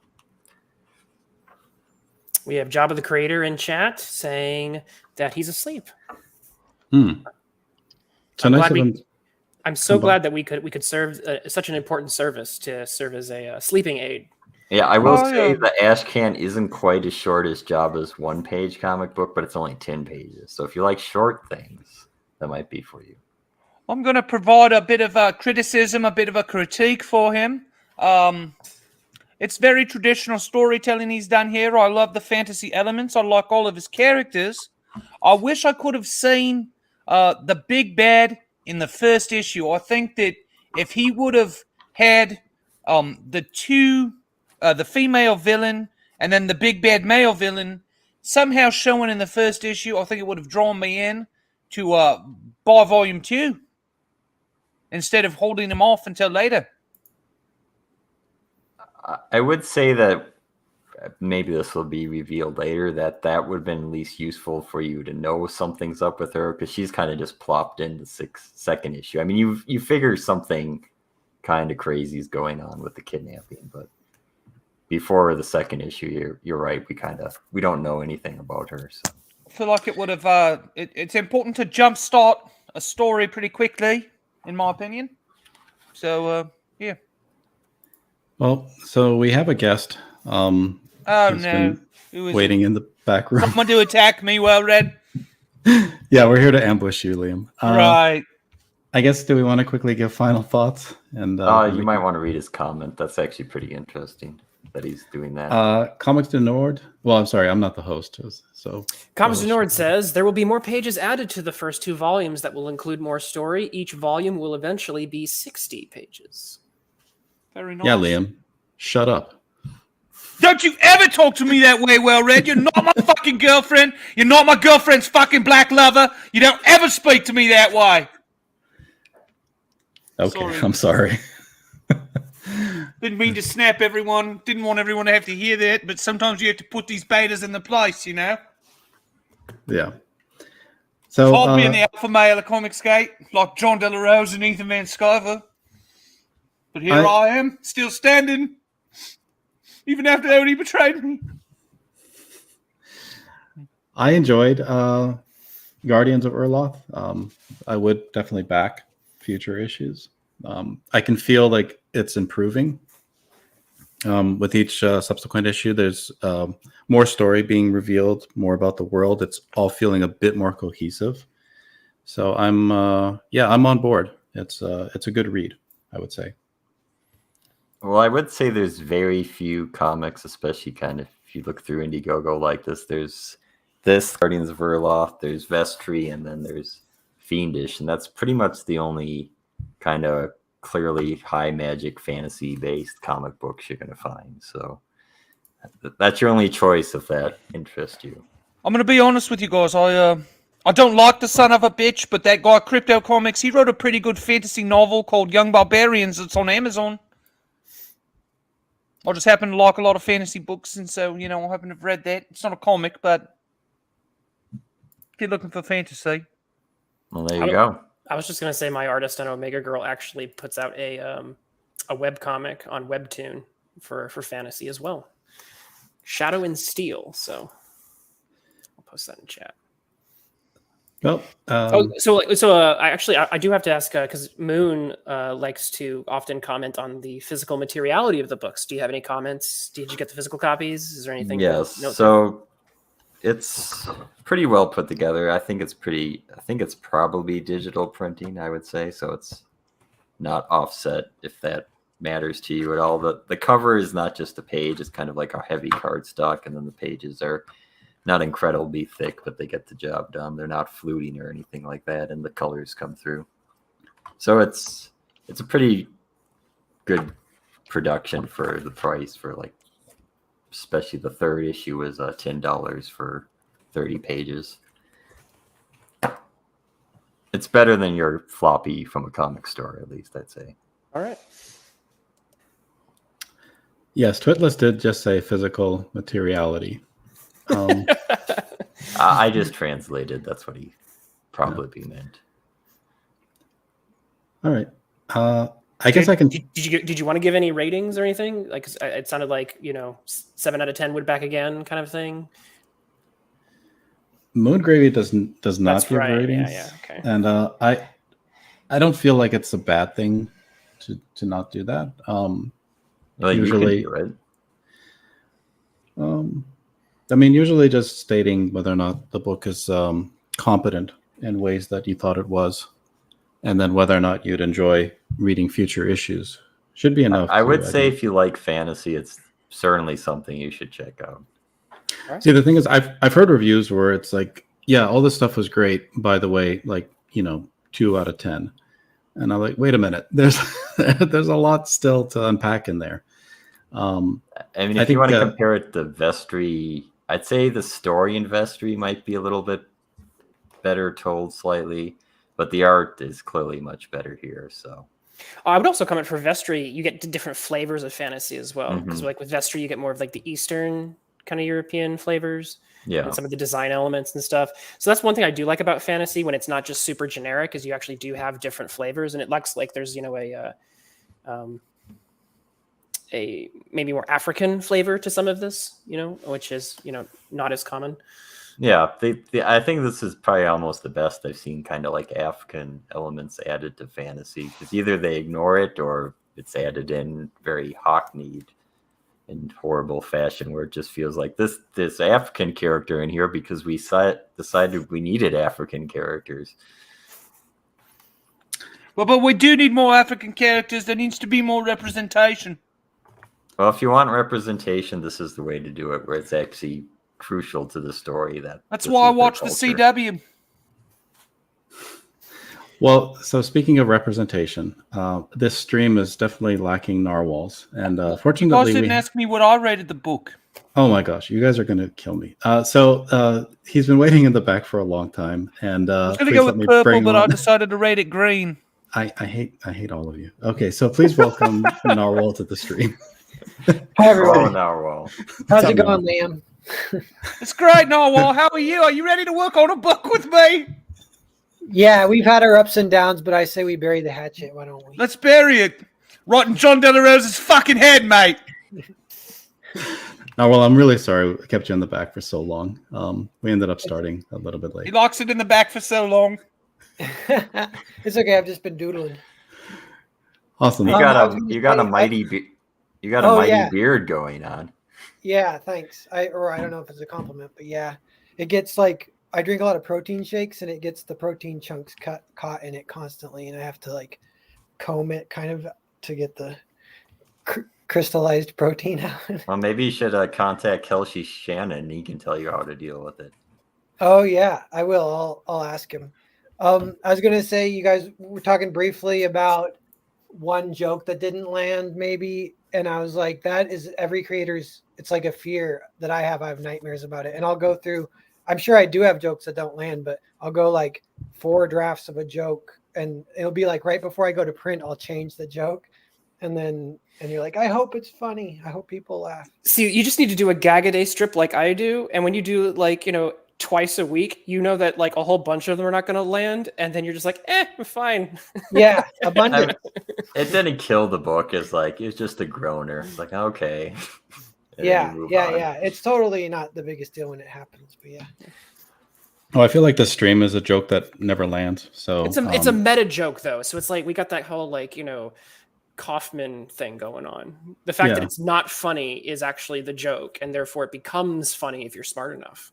well, I mean, we do it weekly, so you'd think people would catch on, but they never learn. Oh, no, it's unfortunately. not funny, mate. Yeah. What's not funny and quite original and creative is Narwhal's latest campaign, Nosferatu. So very ominous. I love the imagery coming from this book. Yeah, So thank you. what's? I mean, it's an obvious question. I know what the inspiration is for this campaign, but why don't you tell us specifically why Nosferatu? Yeah. So What is it the about only- F.W. Murnau that you love so much, Narwhal? Yeah, he's a good guy. I think he died young. He might have been gay. I can't remember. But so when I was like, this is like 3-4 years ago, I was working on Earthbound and Foreign Agent, I think, and I was like, I wonder if I could work on something where I don't have to write it. And I was like, well, maybe I could adapt a silent film. And so then I was like, well, what good silent films are there? And this is like a short list of the best ever. So I watched a handful of them. This was my favorite. And then I kind of started trying to adapt it. And early on, it was definitely like, I was ready to abandon it if it didn't work, but it seemed like it was working. And it seemed like there are certain things about it that are fun, that are like happy accidents. And like one example I can say quickly off the bat is there's a couple things, but so the silent film's 90 minutes and the book, I didn't cut anything, and it's 68 pages. You can read it in like 40 minutes pretty easily, maybe quicker if you go fast. So it's like it's no longer like the silent film isn't that accessible except to like film buffs, people who like silent films. This will make, I'm hoping this is going to make the story a lot more accessible to just anyone, because it is an awesome story. So because you control the pace by turning the page. And the other thing that kind of came up is there would be, because I'm kind of going almost shot to shot, panel to panel, there were some pages that had, there's one on the page, I think, that it has 3 locations on one page. And old me, I would have been like, oh, you need a page turn for every new location. But this one, I was like, we're just going for it. And I was like, I could add a narration and say meanwhile. And I'm like, no, we're not doing that either. And like, it gives it this weird, fun feel, I think, where it's like, you're kind of, you're like a little discombobulated. It's hopping around. You're kind of playing, the audience is playing catch up a little bit, but never lost in the dust. But it kind of adds a fun little element of, which works well with horror, of kind of like, being a little bit discombobulated. Also, are you taking directly from the film then, or do you add your own pieces to try to flesh out areas where you feel like the story might have not gotten the right exposition? Yeah, good question. I did add a little bit, but I really didn't add that much. And one thing though that I did enjoy was the film. I used it for visual reference a lot. So like, I didn't really know like 1890s London or whatever. I didn't really know what it looks like. And instead of going in Google and looking at 100 pictures and doing some sketches, I just went to that scene of the silent film. So when I'm out of my comfort zone, I'm pretty much just copying the silent film's framing. And sometimes they have super iconic shots that I tried to include. And I just kind of copied the frame. And it's like my style. I think there's one of those on the campaign page we can look at too, with Nosferatu on the boat. But yeah, there was one other thing I was going to say, but I kind of forget what the question was. Well, I want to know what other films did you consider before settling on Nosferatu? Yeah, I was thinking like maybe Metropolis, but it's super long and it's already been adapted a fair amount. And but it's really good. And F.W. Murnau has some other films that are really good. Faust is a really good one. And I saw it a little later, but I saw a silent film that I like as much as Nosferatu, and I might want to do it one day too, but it's Battleship Potemkin. Have you guys heard of that one? Mm-hmm. I know Yes. that one, yeah. Sergei Eisenstein, yeah. Yeah, that one is actually really good. And just a little aside, when I dedicate some time to like thinking about this kind of public domain type of stuff, and I read a lot of fairy tales too, because I'm like, if I ever stumble across a fairy tale that would be a good comic, I might want to do that one day. And I did find one that was amazing, but it's kind of funny. It's called What the Rose Did to the Cypress. Have you guys heard of this one? No, haven't heard of that What's one. it called? What the Rose Did to the Cypress. No. So it's like an epic fairy tale, and it's super awesome. And maybe I won't go into it because it almost takes like 10 minutes to explain, but it's a lot of cool stuff happens. But there's a problem with it, is the bad guys in it are in the book. It's typed out Negros, and those are like ogres, but it's typed that word I just spelled. And so I was like, I can't do it that way, because it's like this old culture thing. It's like Middle East versus Africa is like for the culture it's from. And so, yeah, so like the black people are portrayed as ogres in it. So anyway, I was thinking about it. I was like, I think you could do it if you race swapped everything, then it could be cool. And made the ogres just white people. And then maybe you could gender swap it too. And I don't know. So that's just some stuff. I was like, that the one example where race swapping might make a thing accessible to be released or whatever. So Spirit Scar was in the chat earlier, so I have to ask, since we're talking about old silent film, did you check while you were doing your looks at some of those films, did Cabinet of Dr. Caligari come up? No, I haven't seen that one yet. I've heard a lot about it. That's some German expressionism, right? Yeah, I believe so, yeah. And actually that ties into the next question I was going to ask is what were you channeling some of that German expressivism when you were doing Nosferatu, and how did that influence how you were putting things together? Yeah, the main way that, and I'm not even sure if this is exactly German expressionism, but the thing that I love about the story is that the guy's like a monster, and the dude doesn't react to him like he's a monster. It's kind of like Muppets, like everyone's playing it straight. So like the way he sees him is different than the way the audience sees him. And I think of that as an aspect of German expressionism, where what you see on the screen can be more like a metaphor for what's there rather than what's actually there. Mm-hmm. And the monster being there, that's like awesome horror that isn't scary. It's like so cool. And that's the main change from Dracula to Count Orlok, is just making him a monster. But no, everyone treats him like a human still. People, they like, he has regular human speech that he says, and people like, they're scared of him the same way they'd be scared of Dracula, but they're not like, oh shit, I made a terrible mistake by coming here and running straight the other way or whatever. It's not a silent film, but you might like the movie. It's in the public domain. It's called Things to Come, based on H.G. Wells, science fiction. Metropolis is pretty long. Yeah, I want to check that out. I've seen it on Tubi, I think, and I might have seen a version of that is like the Mystery Science Theater guys making fun of it. Maybe. Right. I still would want to. I'd be down with that too. Did you know that actually Nasser, he did something like this a little while ago. He did Asile, where he took a script for it was a Dracula sequel that was unreleased. Asile. Asile, yeah, and he made a comic out of it using German expressionism. Yeah, that's cool. I've talked with him a little bit about that. It's like a lost film. It's like there's only a few frames of it survived or whatever. Yeah. This has something in common where it was banned, I think, at first, because it was considered a ripoff of Dracula, but a copy survived. Is that correct? Yeah, totally. It was like Bram Stoker's widow, because he was dead at the time by then. But it was only like 30 years or so after the Dracula novel got written, and so it's still pretty fresh and popular. And the widow sued F.W. Murnau, and she won. So they were ordered to destroy all the prints, but they smuggled one out.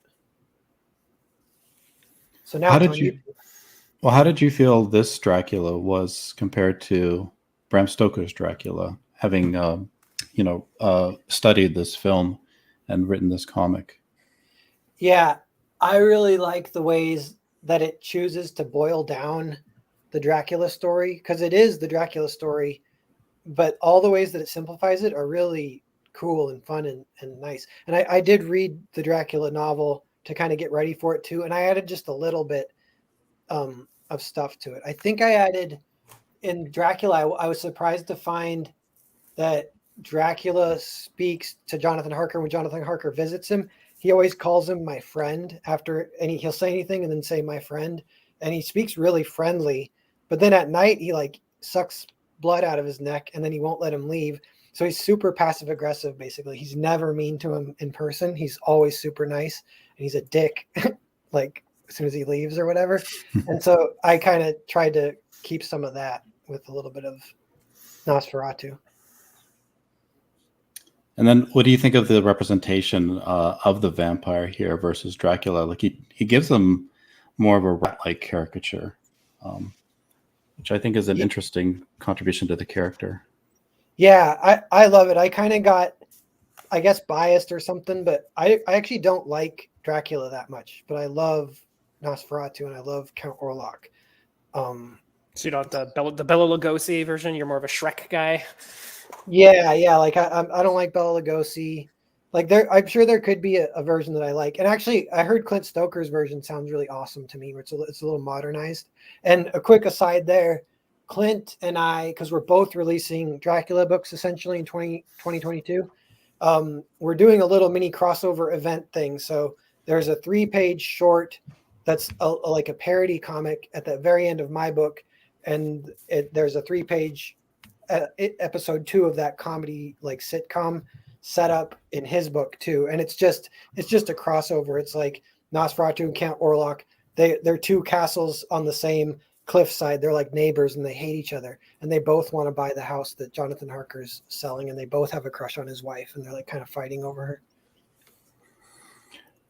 And I think Shanth, he's also doing a vampire book. Is that correct? Yeah, I've connected with him, and his is, as far as I can tell, it's a little different because it's not it's not like based on anything. It's not even. It's like playing on the words of Nosferatu. The guy's called Nosferatu, and the bad guys look like the Nosferatu type vampires. But I think it's actually like a superhero kind of comic, maybe a little Castlevania-y, which I do love Castlevania, and I like, of all the Draculas, I like that one, and I love Vampire Hunter D. But this is way different than Vampire Hunter D. This is like not action really at all. Shows them titties. Yeah, the black and white moonlight titties. Yeah.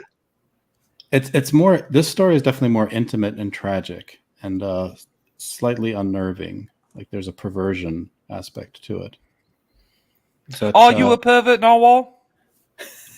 Yeah, just a little bit, maybe. Healthy. not a sexual. I mean, like a perversion of nature, kind of. Not sexual. Yeah, no, I don't know. Yeah, I think a little bit. I'm interested in that kind of stuff. And this, it is fun because it's not scary, but it is horror. So that's like a fun little realm to be in, where it's, in a weird way, if you love horror, it's almost like comforting. It's like you could go to bed, snuggle up with just some gothic German expressionism, where there's not going to be any jump scares. It's just a weird tale, not necessarily a happy ending, but it's just, yeah. It's soothing horror. Yeah, yeah. How do you feel this book fits into your catalog of work that you've done so far? How does it complement it? Good question. I'm calling it, like, this is the third book. I count Earthbound 1 and 2 as one. So there's Foreign Agent, Earthbound, and this. That's kind of like the first trilogy of my first three books. And then from the next three, I'll think of them as like a different group. So this is kind of completing the first three. And I am really proud of it. And I'm excited about a spiritual sequel, whatever it might be, if it's another silent film or whatever. And it's 68 pages. And then there's also like a 10-page gallery and the short comic and some making of material. So in all, it's still a decently sized book, but it's not as big as any of my other books. So that's the main thing that sets it aside.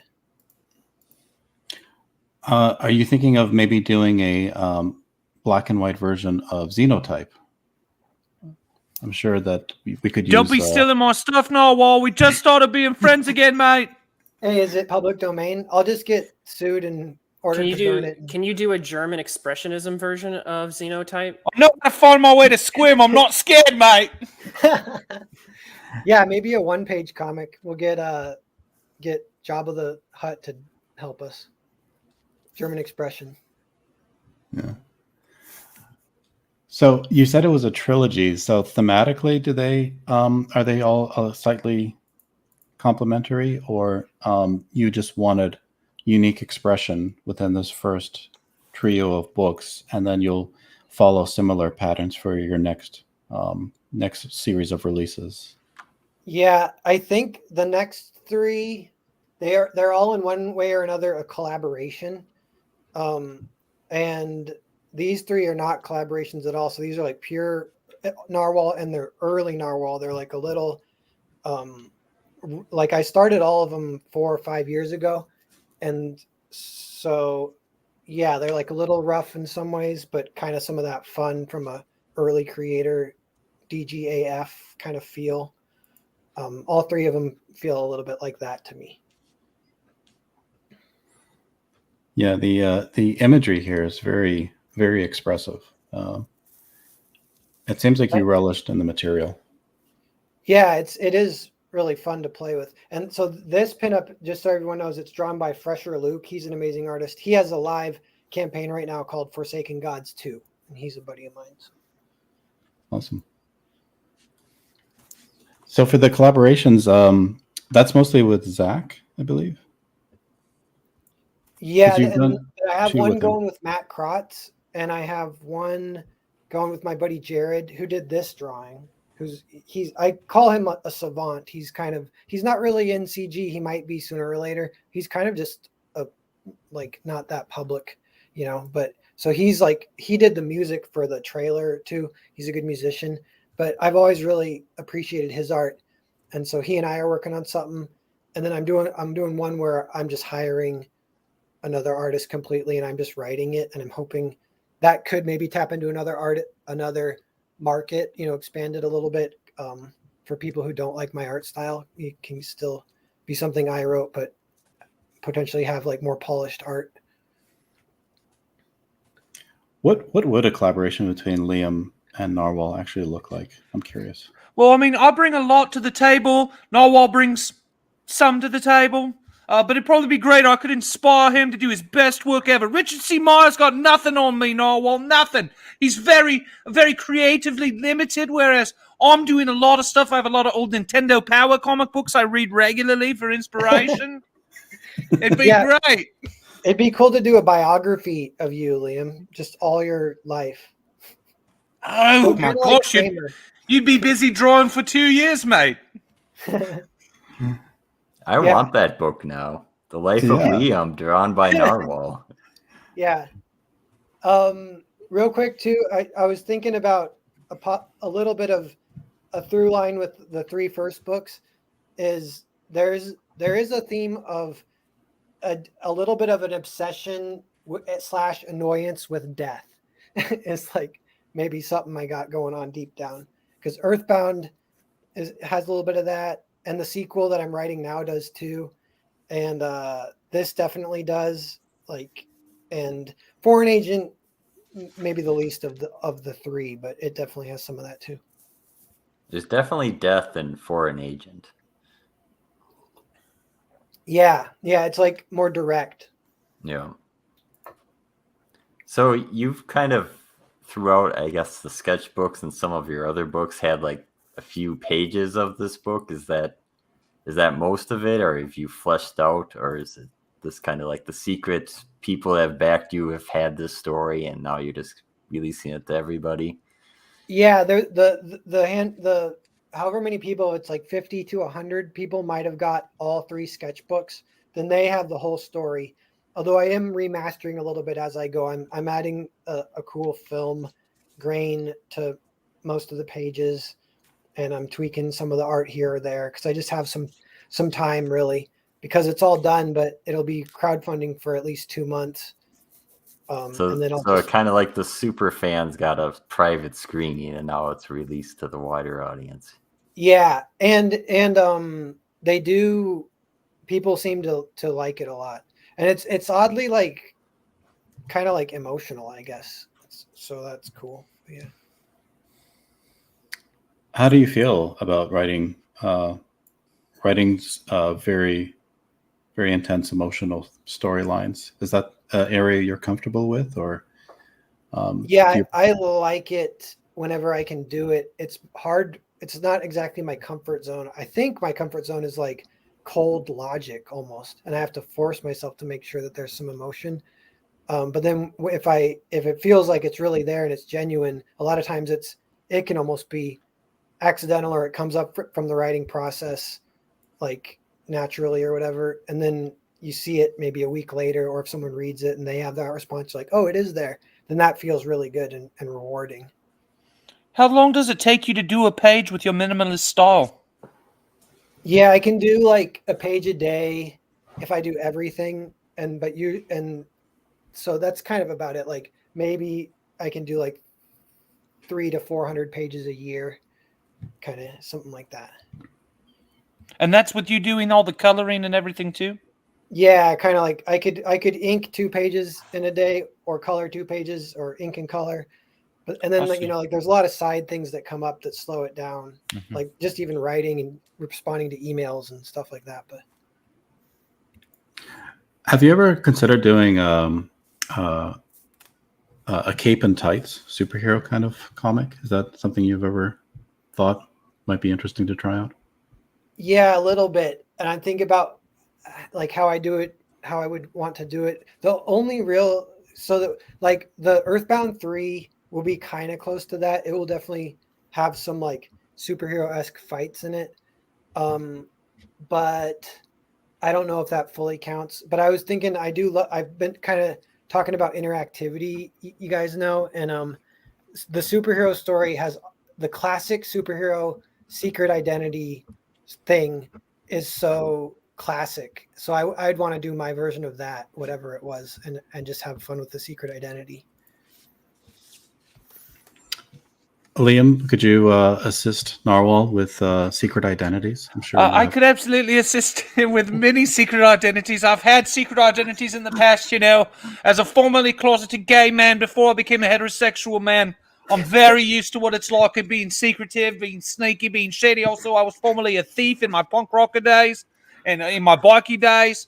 Yeah, quite the life I've lived, boys. Quite the life I've lived. Yeah, we got to make that a comic. Yeah, there's a lot of expertise to draw on from Liam Gravy for future material. Jeez. Awesome. Yeah, I mean, I'm personally looking forward to this. I love this cover. Yeah, that's Alejandro Mirabel. He's so good. He what book did he? I think that's Long Harbor. Yeah, he did Long Harbor. He just got a job with id Software.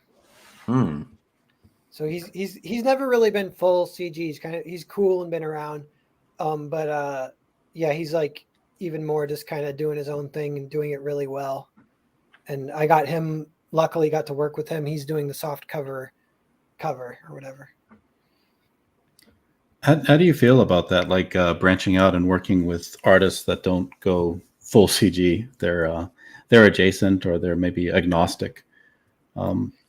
Is it easy to be versatile that way, or do you find the only thing that I don't worry about, like me worrying about them, I worry a little bit about them worrying about me. Like I'd hate if someone, like somehow I didn't know it, but then they did hate CG and they find out halfway through the project and then they just ditch out or whatever with some of my money or something. Like I do hate that and worry about that a little bit, but it hasn't really been an issue. Most of the people I meet, everyone's cool and everyone's kind of through CG. Like Alejandro might be the most, but he's like super, like he's like agrees with us about everything. He just doesn't really hang out on the live streams or anything, I feel like that's pretty common. Like there's a lot of people that agree, but they just, I don't know, they don't want to associate themselves in groups or whatever it is. I guess they feel like there's well, CG was a shit show for like a year and a half straight, mate. Like, yeah, no, yeah, that's a personality type too. Is kind of what were you saying, though, Liam? I think if the shit show hadn't happened for a year and a half or 2 years, Comics Game would be in a much better place for sure. It would have grown exponentially. It's gotten a lot of good press in like conservative media, but it doesn't seem to grow. It's like it sheds members the same rate it picks up members. It's weird. Yeah. There's a few riffs that I have some regrets, and I think it was kind of a lot of them were caused because of War Campaign. Right. And so now that they're gone, that's good, and things are like looking a little better. But yeah, I think things will get better. I think honestly, Comics Gate should change its name to something else and trick fuck them. Yeah. Comics Fence is still available. Well, I think Dark Gift might have already trademarked it, but damn it, Dark Gift. What are your thoughts, Twitless? Because I think you're a bit in and out as well. My thoughts on what? Sorry, I zoned out for a second. you're in and out literally. About CG as a brand, and how that might impact collaborations. I mean, it probably depends on, kind of like what Narwhal was kind of talking about. It kind of depends on who you're talking to. I've been very clear. I'm doing my own thing. I'm not associated with any particular brand. But I mean, I'm very happy to talk to and be friends with and show up on shows with you guys. I think it gets. I think there's a lot of dumb drama that circles all of comics fandom, and one of the ways you can really test that is like take one of the most blow up dramas that we've ever had in this entire indie scene. Show it to somebody who knows nothing about it. Like, just show it to like a normal person and see how they react to it.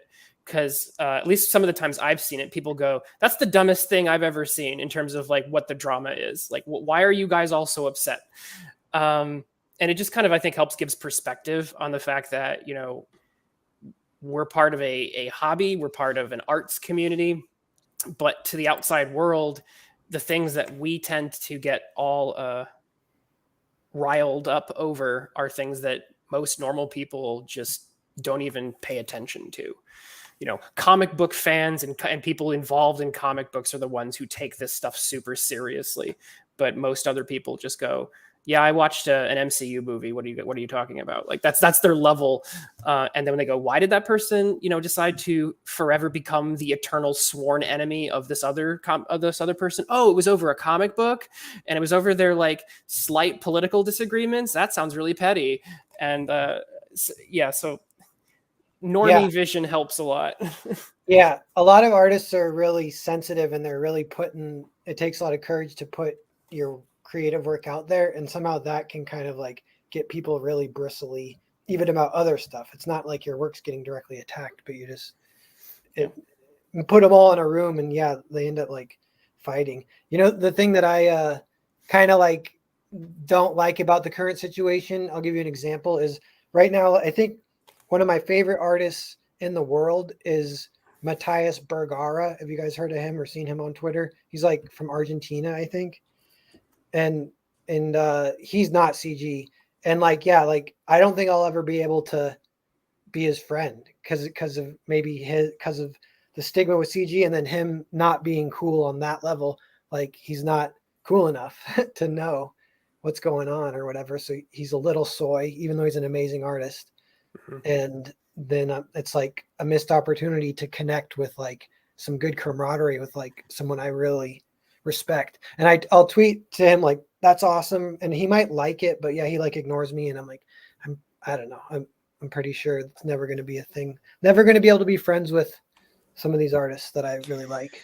Yeah, I think the social media angle is really what also doesn't help, because if you were in the same room with some of those creators and like, you know, just at a cafeteria or something, and you started talking, you probably get along pretty well, just because human beings, when we're around each other and we're not behind the screens, you know, like the entire social engagement is different. And, you know, you can talk to somebody from, you know, another background, or talk to somebody who you vehemently disagree with, maybe politically, and maybe actually have a decent face-to-face human conversation, and then start talking about comic books, and then maybe make one. I mean, old school Marvel and DC, they didn't all have the same politics. They worked together. They figured it out somehow.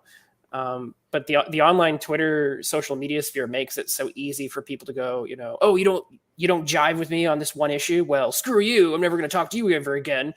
And then it just gets worse from there. Yeah, it's true. This is actually, this whole conversation is a great segue for a topic I wanted to bring up.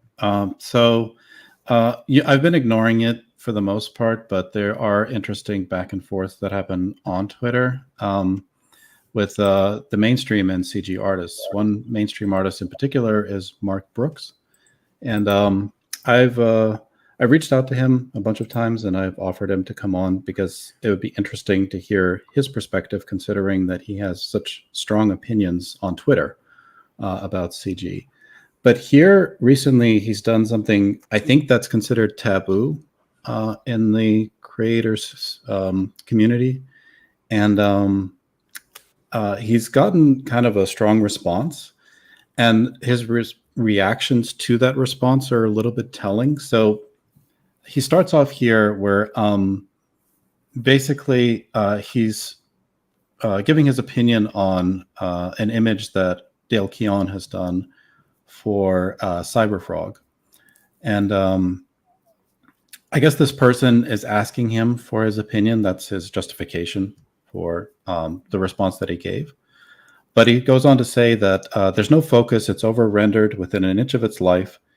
I can't tell what the hell is going on. It's Dave, though, so somehow it's still good. Oh, Dale, sorry. It's Dale, though, so somehow it's all still good. So I'm not sure why he felt the need to go to this extent when talking about Dale Keown's art here. That's pretty light criticism, though. You know, he basically says, "Here are my criticisms, but it's still good." So he's not even being that mean.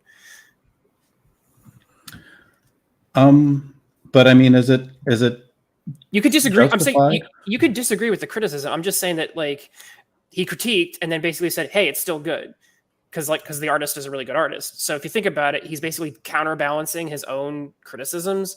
So I'm just saying that people who overreacted to that criticism, oh, you're terrible, you see what I mean? It's kind of like a nothing burger. It's like an artist gave his opinion on a piece and he wasn't even that. He didn't say Dale's a stupid idiot who has no idea how to compose an image. He's like, hey, here are my problems. You know, this guy's still a good artist. It feels kind of, I don't know. So you don't feel he crossed any lines then? I don't think he crossed. No, I mean, like, seriously, that's where we're at this point. If you criticize somebody's art, it's like you've crossed a line. There's not a single personal attack here. If he had brought Dale in and had said, Dale's trash, Dale's stupid, like if he'd done the ad hominems, then yeah, I would probably go with he crossed a line here. He literally just gives his opinion. Dale Keown eats doggy doo doo. Yeah. Yeah, I mean, but so other artists though are upset about this. Mm-hmm. And, yeah, I did notice some of that. Yeah. Yeah, and they feel like artists shouldn't be giving their derogatory impressions on each other's work, because all of them, falter in some ways, and they don't want to be impacted professionally by having too much negativity become too public, especially from larger names. Like Mark Brooks is a very large name in comics. He does a lot of cover art, and for him to give a disparaging viewpoint, carries more weight. I see kind of what's being said. I do not accept it because I feel like that path is what has led the professional industry to be such an insular one where everyone's like, oh, it's great, thumbs up, or like, no one is honest about their criticisms. And it's like, it's such a ridiculous position. If you can't give honest critique, that's, again, if he had crossed the line, if he'd been very personal and cruel, but basically what you're saying is that, oh, you're a big artist, and because your name carries weight, there's limitations and restrictions on the criticisms you're allowed to give because of the impact it might have. And I feel like that's a very dangerous precedent to set in the realm of art criticism. You're going, if you have your way, you're going to get far less honest art criticism. You're going to get this sort of circle jerks where people just kind of, overpraise each other's art, don't give any honest critiques. And we basically replicate the exact same problems that Marvel and DC have that led to these countercultural movements we have today in the first place. Dark Gift counters one of your premises for that argument, though. The last line is sarcasm that nullifies his critique, and it turns it into an attack. I have to disagree with Twitless on this one. That's interpretive, though. You're saying that that's sarcasm. You're hearing a voice in your head. Unless you hear him live, that's an interpretive point. Someone could say he's not necessarily being super sarcastic and that he's being deferential. That's that's your interpretive prerogative, but it doesn't necessarily make it true. Mm-hmm. So saying rendered within an inch of its life is not hyperbole at all. So are we saying that a criticism's not allowed to have any what about this criticism crosses a line and why is what I want to hear? I think it's who says it rather than what it is. So that's my problem again. Yeah, so it's not about what's being said; it's who says it. It's the professional code they presumably have. I mean, I'm not an artist, and you're not an artist, so this might be why we don't really understand. What do you think, Narwhal? You actually draw stuff. I guess I can kind of agree with Twitless. The only thing is those points that he makes. It kind of triggers me because it makes me want to argue with them because I disagree. I think it actually does have awesome focus and design sense, and when it's fully colored, it's gonna look amazing. So I don't know. Can you give Dark Gift the link? He actually wants to talk about this. Oh, okay. Yeah. Sorry, I'm an artist too, so. And I'm not like saying, oh wow, I really love. I actually was looking at this, and I did not. I also, I think with Narwhal, I was sitting there going, is it in fact over rendered? Is it in fact the things that Mark Brooks says it is? Could I critique his critique? I wasn't necessarily agreeing with him. I was just the overblown reaction to how dare you say this to a fellow professional. I don't know if I buy that.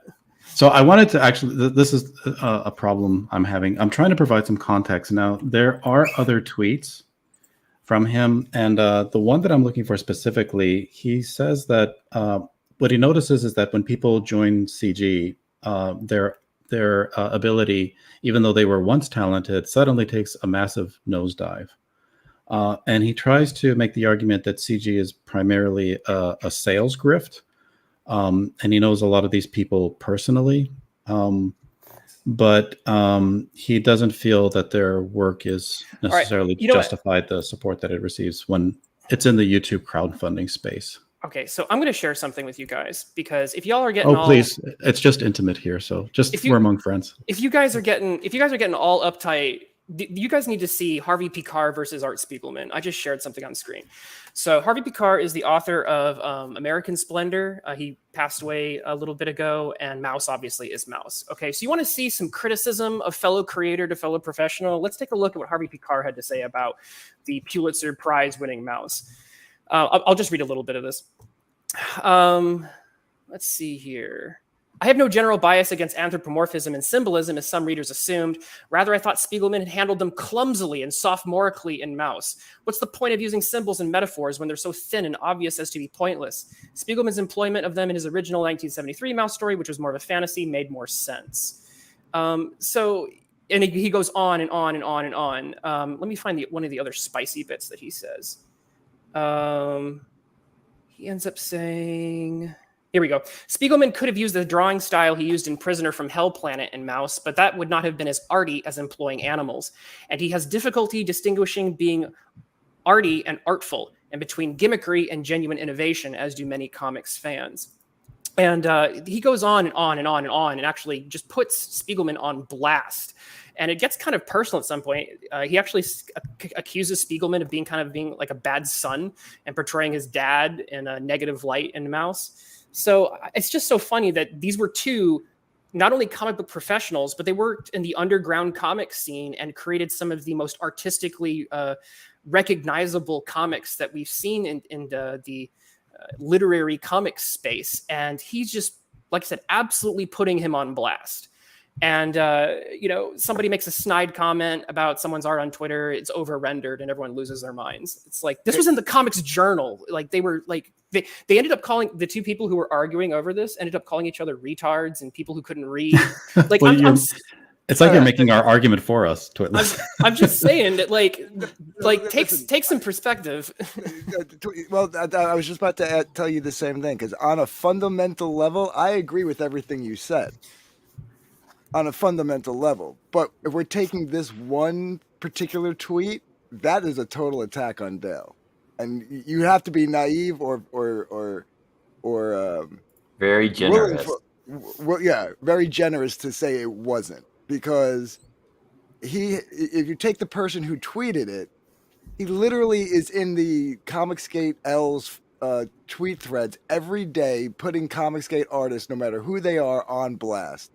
All the time, just for the simple sake of being Comicsgate, not for anything else. He has no real down-to-earth criticism of these people, except for the fact that they're in Comicsgate. So when he's like, rendered to hell, this, that, and the other thing, but I guess it's good because it's Dale, that's a snide remark. I guess it's good because it's Dale? Come on, Twitless. He was attacking Dale. I don't follow Mark Brooks. I don't have I only have the tweet in question. I don't have the rest of that context. I'd be okay.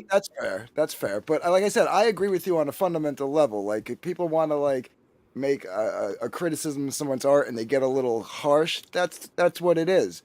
But in this particular instance, no, that was a total attack on. Okay, Dale. so I'll let Narwhal jump in. Sorry, I was going to say again, kind of agreeing with Twitless. Like, I agree that it would be cool to live in a world where there's more of that, where more of this kind of discussion, where punches aren't pulled. But I think analyzing even both those examples where they're a little more harsh, they almost feel to me a little bit like, this is just my interpretation, but it's like cope and jealousy a little bit too. Like even that Harvey P. Carr one, I was like, is he just jealous of Mouse? That's what it kind of sounded like to me. But So same with Mark Gross. here's another tweet just to give a little bit more context.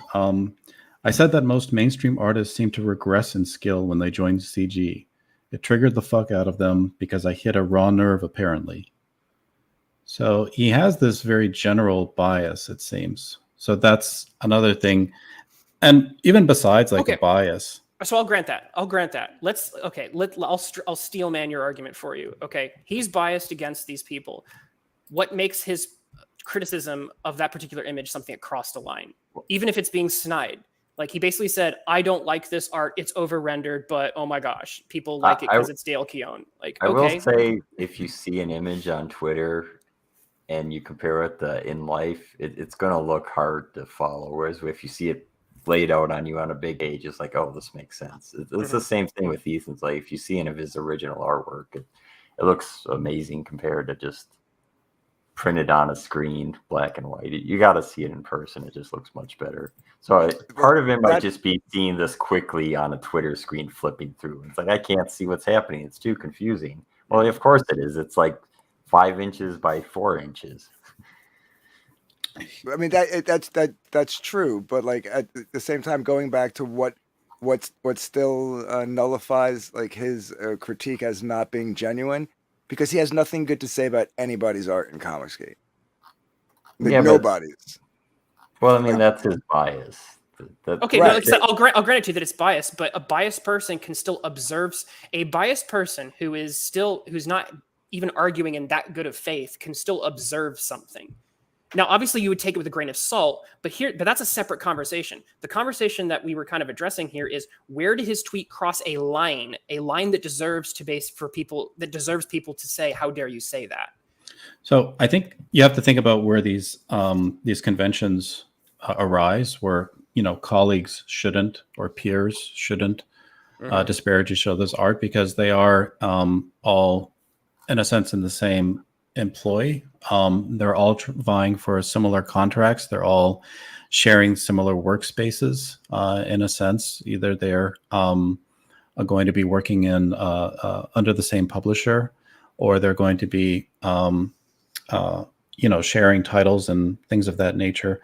If you're trying to disadvantage another artist because your name is bigger by going around and spreading it in the office or just in these work environments, that person is awful, and he should not be taken seriously as an artist. I agree. Odie is a piece of shit. You're right. Okay, well, you asked where does it cross a line? Maybe it doesn't technically cross a line, but the fact, by the words themselves, but where I think the anger comes from is like, we all know, 95% sure we all know he's just saying it because Dale's Comicsgate. You know what I mean? Like that. So maybe there's no quote unquote line being crossed. It's just this guy has a history of like. So it's like, is anything he's saying genuine? Because I've seen him criticize works of like other people's art that isn't as rendered as Dale's or Ethan's. Sure. But it's still amazing. I'll concede the point that, like, yes, from what you're saying and the further context you're bringing, he probably isn't arguing in like the best faith. Sure, I'll grant that. Here's why I'm pushing back against this. I'm actually part of I have some connections to some academic journal published type academic journal conversations, right? And we were talking about book reviews just like right now. And we had the exact same kind of conversation in the academic sphere about, oh, you got to be careful about, kind of what you say when you're reviewing a book, because if you give a bad review and to a scholarly work, like, and in this case, we're talking about comic book academia and stuff, that scholar who's trying to get tenure, if they get a really bad review, they could maybe lose tenure. That scholar might get really mad at you and maybe shut down your academic career. It could create like little academic turf war battles and crap. Because we have those in academia, just like we have them in the indie sphere. But it led to the exact same conversation, which is, so like, do we have to basically kind of softball our critiques and criticisms? And one person even kind of mentions something that it was like, well, if you really hate a book, you maybe shouldn't review it. And I'm sitting there going, this is like leading to a very interesting and weird space where it doesn't feel like the reviews are going to be 100% genuine because everybody's got these different agendas and you have these weird power dynamics going on. And I feel like if we're not careful, well, not if we're not careful, but we have a very similar situation in the comic book scene amongst the professionals, and we're in danger of replicating that in our very own underground indie scene, where it's like we're all like hedging and and not being as honest and circle jerking, and we just recreate the very same problems that we were reacting against. No, I So- like. Okay, well, right, yeah. So I think I disagree on that point a little bit. Where you're saying that in academia they're critical of one another, and so it should also occur in this more professional sphere where people are maybe losing income, even though people do lose potential for tenure and publications in academia when they do it. When they do it in academia, it never disparages anyone's ability.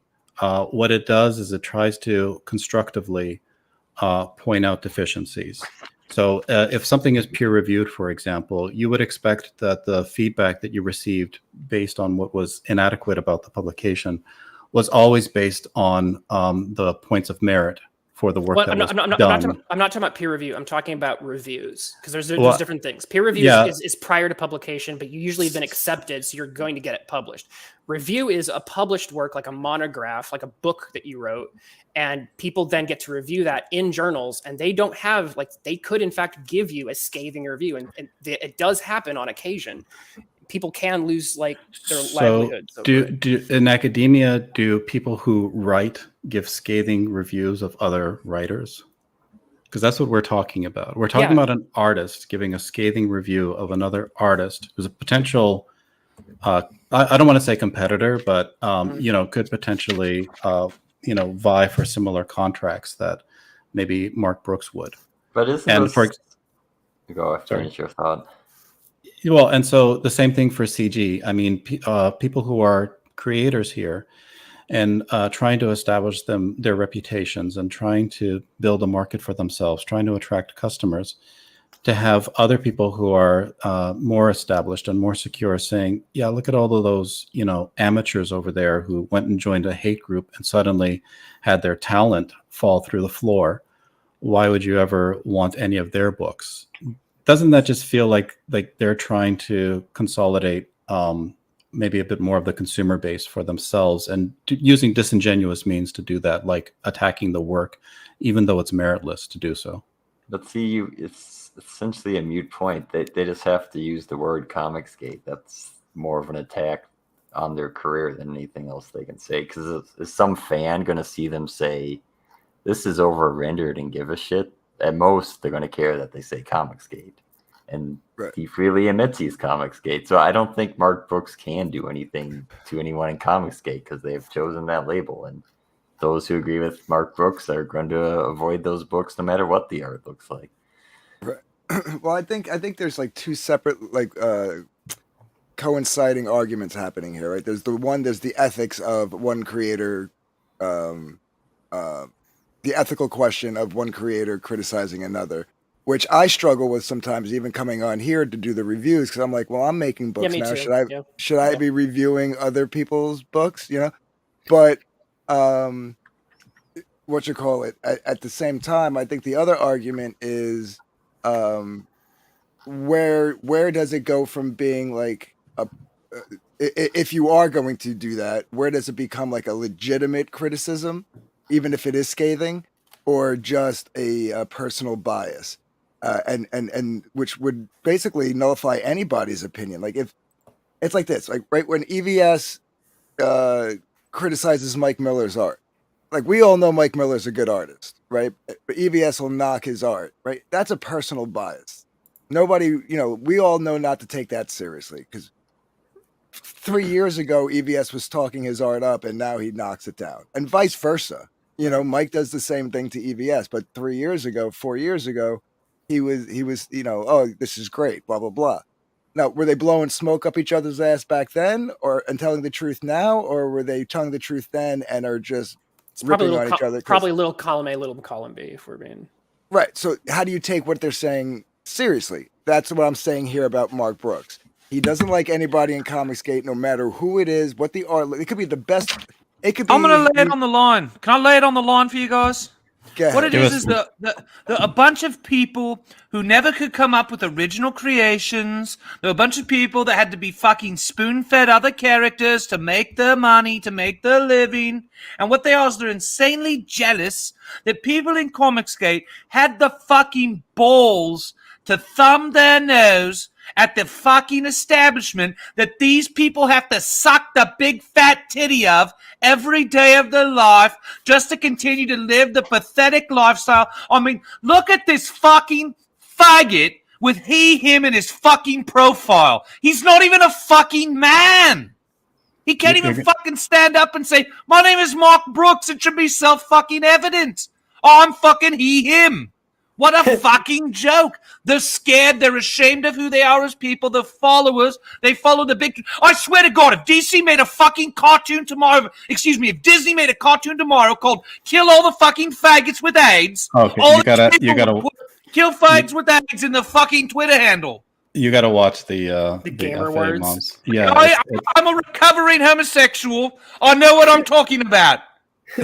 That's what it is. The fucking followers, they're fucking encouraging each other in these lascivious, deviant lifestyles. They're fucking ashamed and embarrassed of who they are as real fucking people. And they have to target people who aren't afraid to stand on their own, who have the fucking nuts to put the money on the line and become independent entrepreneurs, independent business owners. So fuck Mark Baba Yaga Brooks, who's fucking culturally appropriating things from the eastern fucking bloc of the European nation. Brooks, that doesn't sound like someone from Russia to me, mate. Why are you Baba Yaga? Why are you culturally appropriating a female witch name? What about Fucking Mark Preston Brooks. Poulter? He cunt. used Baba Yaga too. It was the best part of his book. Sorry. Wasn't Not if you're using the faggot word. I apologize. oh my gosh. Wasn't John Wick called? Yes. And Okay. interestingly enough, spoilers, he loses a finger. And apparently Baba Yaga only has 9 fingers. I didn't know that until Spirit Jr. of all people said that. Oh, really? Yeah. I didn't know that. I don't know if that's true or not, but it may be. And John Wick has 9 fingers now, so. Yeah, I think that is true, to be honest with you, but I'd have to go look that up again. I would go Mark with Brooks is mad that Narwhal draws the way Narwhal draws and makes more money than him off of Richard Meyer. That's what Mark Brooks is upset about, mate. I mean, I think Narwhal's art is expressive and unique and amazing. Like it's the same way with any artist. You're either a fan of their art or you're not. Mark Brooks is. I mean, I'm not an artist, so I can. I guess I can critique other artists' work. I feel like his art style is safe. He seems to just draw models and like shiny toys. There's nothing. It doesn't have anything unique to say. There's nothing expressive about his art where you feel like it's the creator's soul somehow speaking through the art. Narwhal accomplishes more with a third of the lines that Mark Brooks does in his art and what it has to say. And I think that's the reason why he crowdfunds at the scale that he does, because I think that people that see that in this crowdfunding space, they respond to that. They're starved for it. Yeah, art different than just the sequential art that Mark is making. Yeah. And then going back to the original critique that Mark Brooks put on Dale Keown, let's take away the over-rendered part, right? Because that's, you either like over-rendering or you don't. Yeah, I was right? going to say, like, it's actually I mean, it fits the definition of over-rendered, and like I said, it's either something you're going to really appreciate or you're going to hate it. Right, but let's go to the second line where he says there's no focus. If you look at that drawing, I'm sorry, go ahead. Go ahead. You're going to make the point. If you look at that drawing, the way that whole layout goes, the Vispus going around the left side of that page circles around and comes to a point pointing directly at Cyberfrog. That's just he is a little off center, but he's meant to be off center. And then right behind him is Salamandroid, and then down to the bottom right you have Heather Swain. But the whole thing points right to Cyberfrog. That whole page, it literally has a focus. That's just a false statement. Mm-hmm.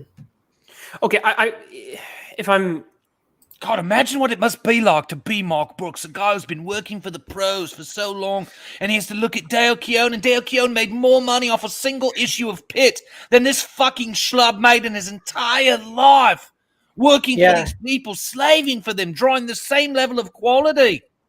Do you Yeah, I guys mean, know? Do you Can guys you know click Matthew on that, or Southworth? is oh, sorry, go ahead. sorry, go This ahead, was Nora. like there's a little sort of aside, but do you guys know who Matthew Southworth is? He's kind of a semi-mainstream artist guy. The name sounds familiar. What did he work on? I actually don't know. He's worked a little on Spider-Man. I don't know what he's up to these days. He's one of the guys he was one of my email buddies when I was trying to break into the industry. And once I was Comicsgate, he cut me off. So I hate him. He's like a dick. But he tweeted some shit a long time ago, and he's like, I figured it out with Comicsgate. I know what the problem is. The problem is that they're anti-art, blah, blah, blah. And he goes on this long rant, and I was like, man, this guy is just an idiot or something. But I like when I see that and this Mark Brooks critiques of this reminds me of that, and it just makes me wish, like are they seeing all the books in Comicsgate, or like what are they doing? Are they got selective vision? They got confirmation bias? They got some coping, some all that kind of stuff going on, but I don't know. Yeah, that's because this is in Comicsgate and Narwhal's art is in Comicsgate. If you got either pole of terms of rendering, if you want something in between, you can find that too. Yeah, that's a good point. Can you enlarge that pic? Like, can you click on the picture to blow it up so you can see the focal point? blow Yeah, the picture. I wanted to quickly say though, I like Mark Brooks's art. I'm a fan of the work that he does, but the thing is that if he doesn't see art just outside of his own narrow sphere of like his worldview, and he doesn't know that there's art even in areas where he's not in agreement or not in alignment with all of the artists, that to me is detrimental, like his own viewpoint as an artist, to his own ability to express. And I think that it kind of it injures his the way that his art speaks compared to other people's art, because he's only conditioned himself to have art be within social circles and communities rather than its own pure form, which is what it's supposed to be. So, well, it also damages credibility, I think, right? Like that's the point I was trying to make. Like his credibility with any review of anybody's art is now damaged because he's holding biases towards the people doing the art.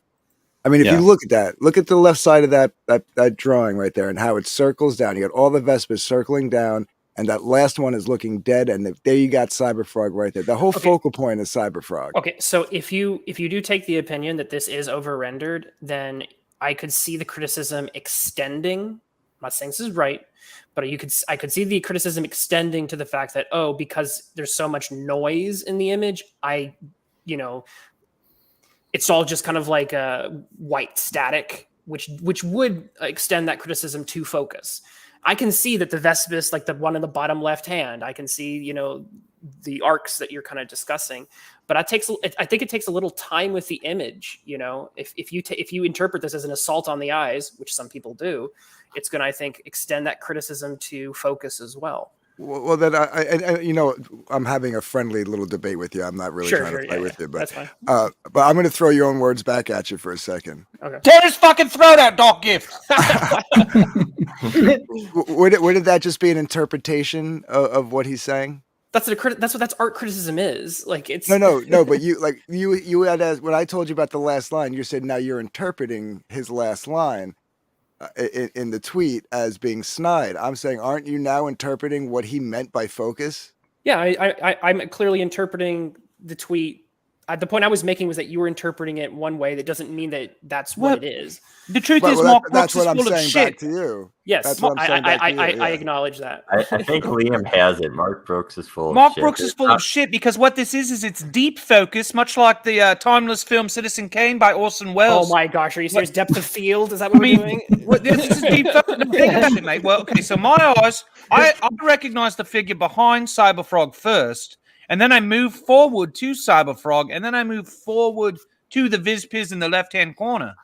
and then the whole image just comes in, like it's like looking at one of those fucking images in the mall, right? It's like all of a sudden it all just pops out at me. It's amazing.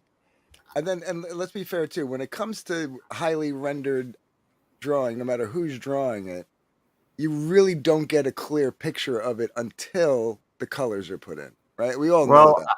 Or you look at it for more than 5 seconds. So some people's like, I looked at this for 5 seconds and I don't know what I'm looking at. It's like, well, Or if unless you you choose to throw look at it, grayscale in you it. can figure it out. It's up whether it's your personal taste to do so. My opinion is that I think there's a lot of quality going on here. I do think personally, my taste level, I do think it is a bit over rendered. I think there is a little too much noise. I think that's if you fair. saw this on a full page, you wouldn't feel I that. would respect your opinion on this drawing over Mark Brooks. I will say that that's your opinion, and that's cool, and I'll respect that. I love the Mark look of Brooks- Salamandroid. I mean, I do. Like, I think Narwhal should recreate this with his art style. I would like to do that too.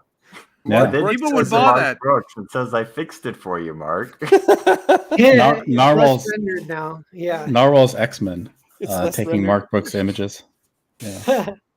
Yeah. But you know what I mean? Like, Basic. I maybe I'm being biased here because I know you, but I also know you to be honest when it comes to certain things. Well, And if everyone's you say that- everyone is biased. So, like, the idea that you can have a completely objective art critique, I'm a bit dubious on that point because it's art Right. criticism. No, but I'm saying my bias of trusting you, Oh, but I only see. because I know you, but I know you to be fair and honest. You know what I mean? With your at least your opinion, right? Mhm. Whether I agree with it or not is one thing, but I'll always know you to be fair and honest. I don't trust Mark Brooks with his opinion of any comic skate artist as far as I could throw the guy. Yeah, the more I see about it, the more I see. Yeah, I think it is snide, and I think he is being a bit. He's choosing to be as negative as possible. That being said, it doesn't mean that everything he says Fucking is crybaby. completely worthless. Yeah, it is. Everything he says is worthless. There you Yeah. go. Like fucking that liar. last There you go. that, He's a that, that crybaby. last line where he Follower. says, but I guess it's good because it's Dale, reads to me as like one of those things that like the SJW say when they're like, X equals Y because reasons, when they say shit like that. Yeah, Like, yeah, they don't yeah. even- I think you're right there. Yeah. The more I think of, Yeah.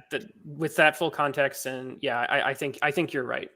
I That being would- said, that being said, there was that separate point that was being raised, which was, how dare a professional, throw such shade at another professional, that sort of umbrage. And it's like, that's the part where I start parting ways. 'cause Well, it's like, I agree with what you're saying about the academic level of discussion, where if it's based on merit, and that's what I like to think that we do on this show, where we don't introduce biases. We try to talk about the work based on merit, and I think that that's healthy actually to get feedback. You want feedback from your peers.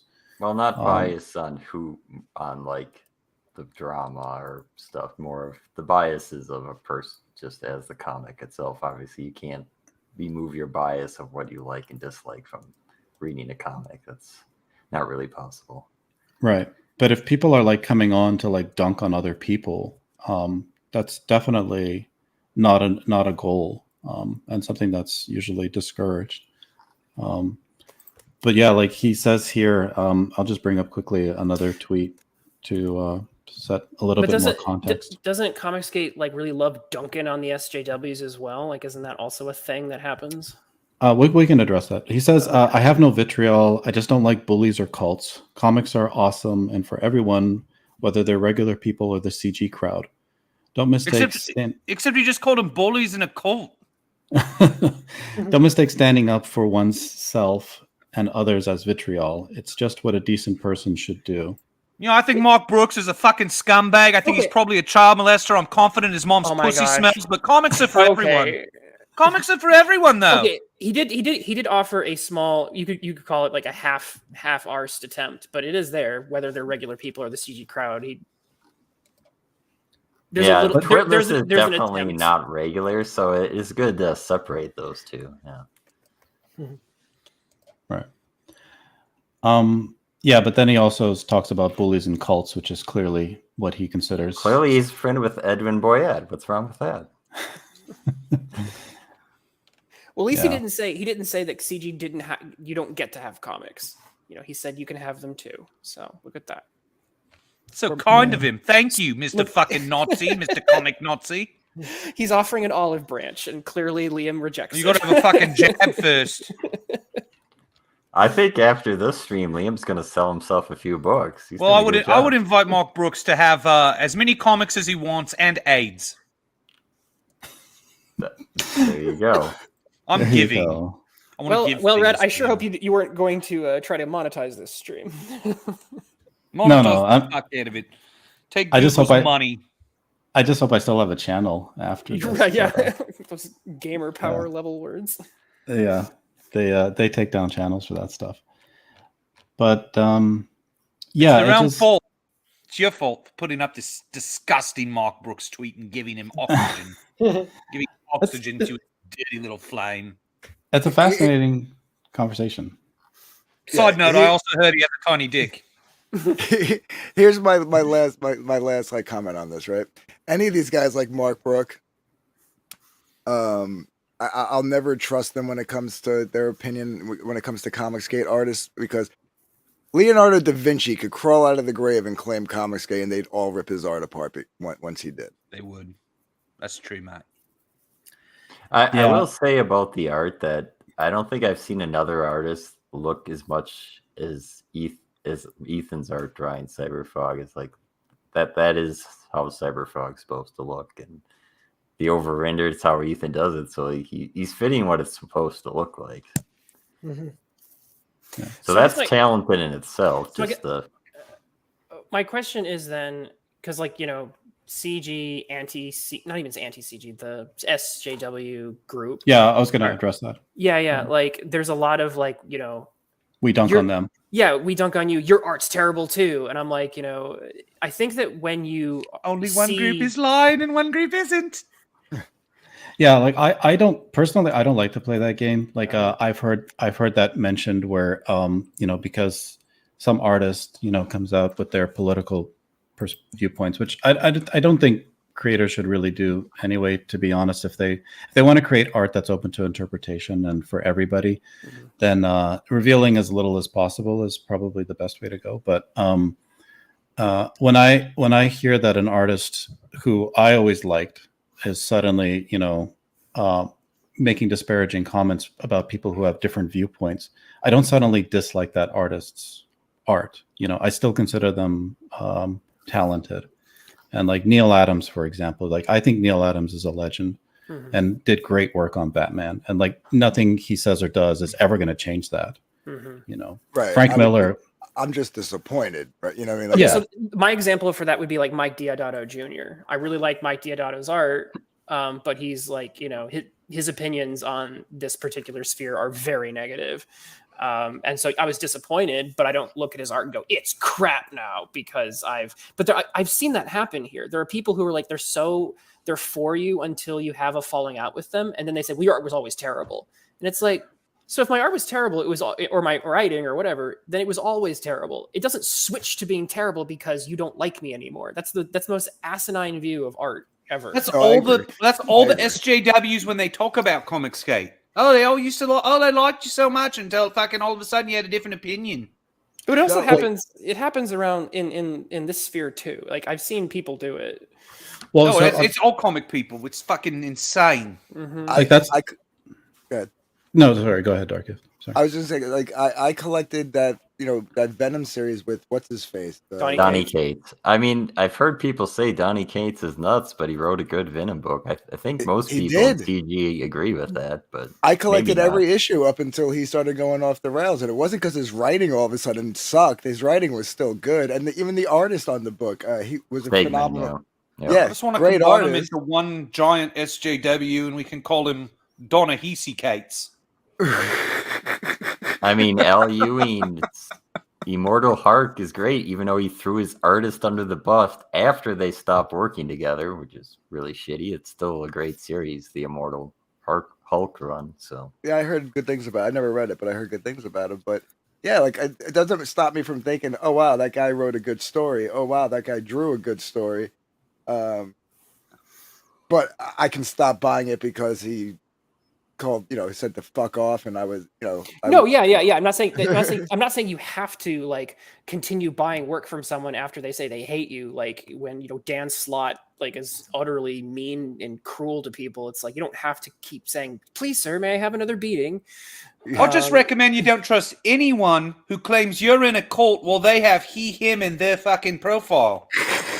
I agree. Yeah, I mean Oh, Lord. so my argument is just that like, can you recognize good art if you're just in a hive mind and you're not even looking at for art anymore? Can you even produce art when all you're interested in is just reverberating the talking points that you've been given, for the little group that you affiliate with? And It's the only way he can keep his job in the industry. He's going to be out of fucking cat food and tuna fish to eat soon if he doesn't put the he him there. What is Mark Brooks draw right I can't now? wait for 10 years from now when Mark Brooks is put in a situation where he has to suck another man's penis to keep his job. Oh, you got to be gay now, Mark. And I'm not overly familiar with all of Mark Brooks's work, right? But I did see a reply. Was it a reply to that thread where he dissed on Dale? Somebody pulled up a picture that he did of the X-Men, and it was fully colored. Like, it was very rendered, but you could tell he used 3D models to stage the picture and stuff. Mhm. But it was done really well, but there was no focal point, right? It was literally just them going from left to right on the page. And it's the superhero explosion type thing where they all just come out at you, right? yeah, and the color palette was just awful, that it just made it look muddy. Like, I don't know, did that person have to dive through 50 Mark Brooks drawings to find one poorly done one? I don't know, maybe. But that's the other thing is, like, if you're gonna sit there and throw shade, make sure you're not doing what you just criticized, right? No, You know what I mean? I disagree with that point, because like as a writer, especially, it's like, oh, we make these mistakes all the time, and then if I could only critique things that I've done perfectly, then the things I can critique are like nothing. And I think that is part of the problem with being a critic and a creator at the same time. I am starting to see where those lines blur and create problems. Right. But it's like, okay, you can only criticize things that you're 100% good at. And it's like, well, good luck having an honest, well-developed critique of anything, because then someone could always say, here's one time you did this not so good, therefore all your criticisms are invalid. It's like, that's again, right. asinine. That's why I said standpoint.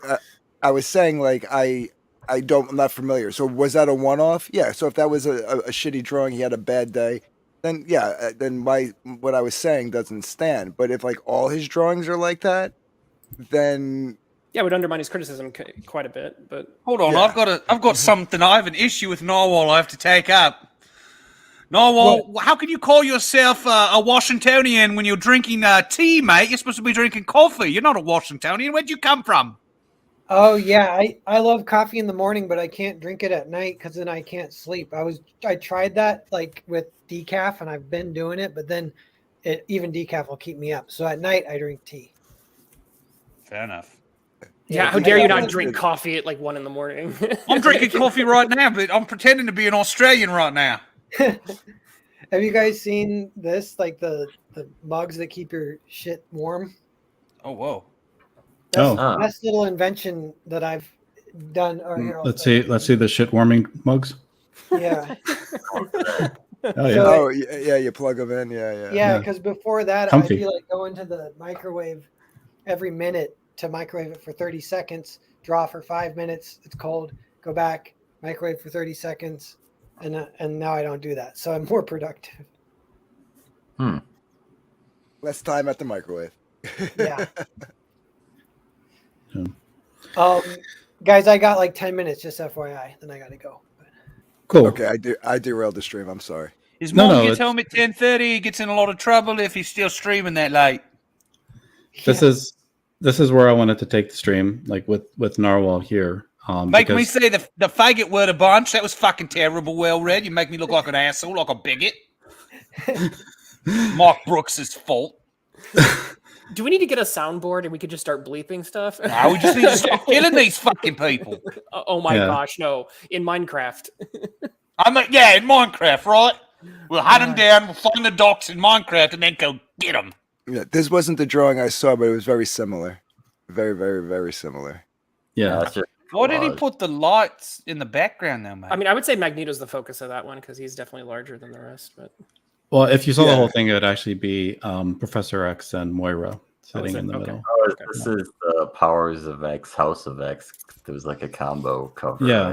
right? I like this, but like, yeah, it looks like they're just model render figures that he's just tracing over.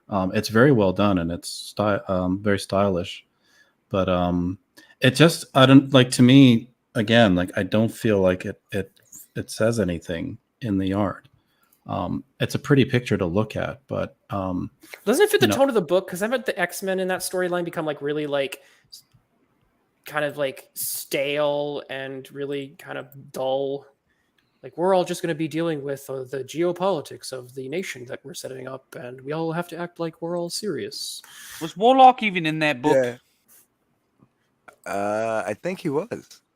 Pretty much all of them there, or at least in a panel or two. But I just hate that X-Men, because X-Men is definitely got it's since its inception, it's always had the sort of like representation thing as part of its metaphor, but it's more than that. And I feel like people just go, "Oh, X-Men's about the representation of like minorities or something," and they just lean into that, and then that's all it is. And it's like, you don't have to only make X-Men those types of stories. It's got nothing to fucking do with minorities. Each one of them's an individual. They each got a different fucking power. If they all had the same power, if they could all shoot laser beams out of the dick hole, for example, that'd be a fucking minority group. Well, it's also like a school. It's school wish Well, fulfillment. you got a fucking Egyptian standing behind a fucking Jew, for Christ's sake. that's true, you do. And then you have a future man standing next to him. You got the old Kanako head over there to the right. Some fucking British cunt. yeah, I mean, it's, if you're a fan of the X-Men, this is orgasmic, and it's like fan service all the way. I think all the characters there. Although Looking really good. Wolverine looks too tall. Yeah, he does. I He also agree looks- with that. He also looks really bored. Yeah. But No, it to looks me, like he's just going like, fuck another picture. So, like, yeah, it's like, do you remember like the Jim Lee kind of like Wolverine, where he was always in like this crouch stance where he's like ready to go, ready to fight, and here he's just standing statically. I like the Mark Silvestri Wolverine best. His run on Wolverine was great. yeah. So before Narwhal falls asleep, I just want to show quickly for comparison. Like, so with comparing to what Narwhal does in his books, I just want to get a good example. Like this one, like it's so much fewer lines, and also playing with the lighting, but achieving something far more subtle. I got to admit, I fucking hated your last book, Narwhal, but I'm fucking mesmerized by this. Yeah. Thank you. The expressions are It was the Are cover real. palette. I will say, I think Narwhal, I think your art's a bit of an acquired taste. Definitely, yeah. And I'm still personally, I don't know. I don't know if I'm digging and I know you did this on purpose, but the leaning into the rodent aspect of Nosferatu, I'm not sure how I feel about that, because there's a Twitless couple. has a rodent problem in It's his very home. anti-Semitic. Just to be fair. But like the pose of the woman in that panel, like I said, there's something about that I do. It emotes well, Yeah, The exactly. nipples emote well. and there's also That's Liam's favorite part, yeah. Your favorite's the fucking the rodent cock. But it's not on panel. Yeah. So that's just the point of what I was trying to get at with the entire discussion. You have to open your eyes to see the art, and if you're just in an echo chamber, you're going to miss it. Well, speaking of one thing, is this you is shipping now, right? Yeah, any mixed day, beer. really. Yeah. I Yeah, guess you guys I should back review- that. You should review that one. I can come on or not. I might get roasted again. That one, it might be a little redemption arc, though. We'll see. It could be. I backed it. I don't know if Will Red backed it as well.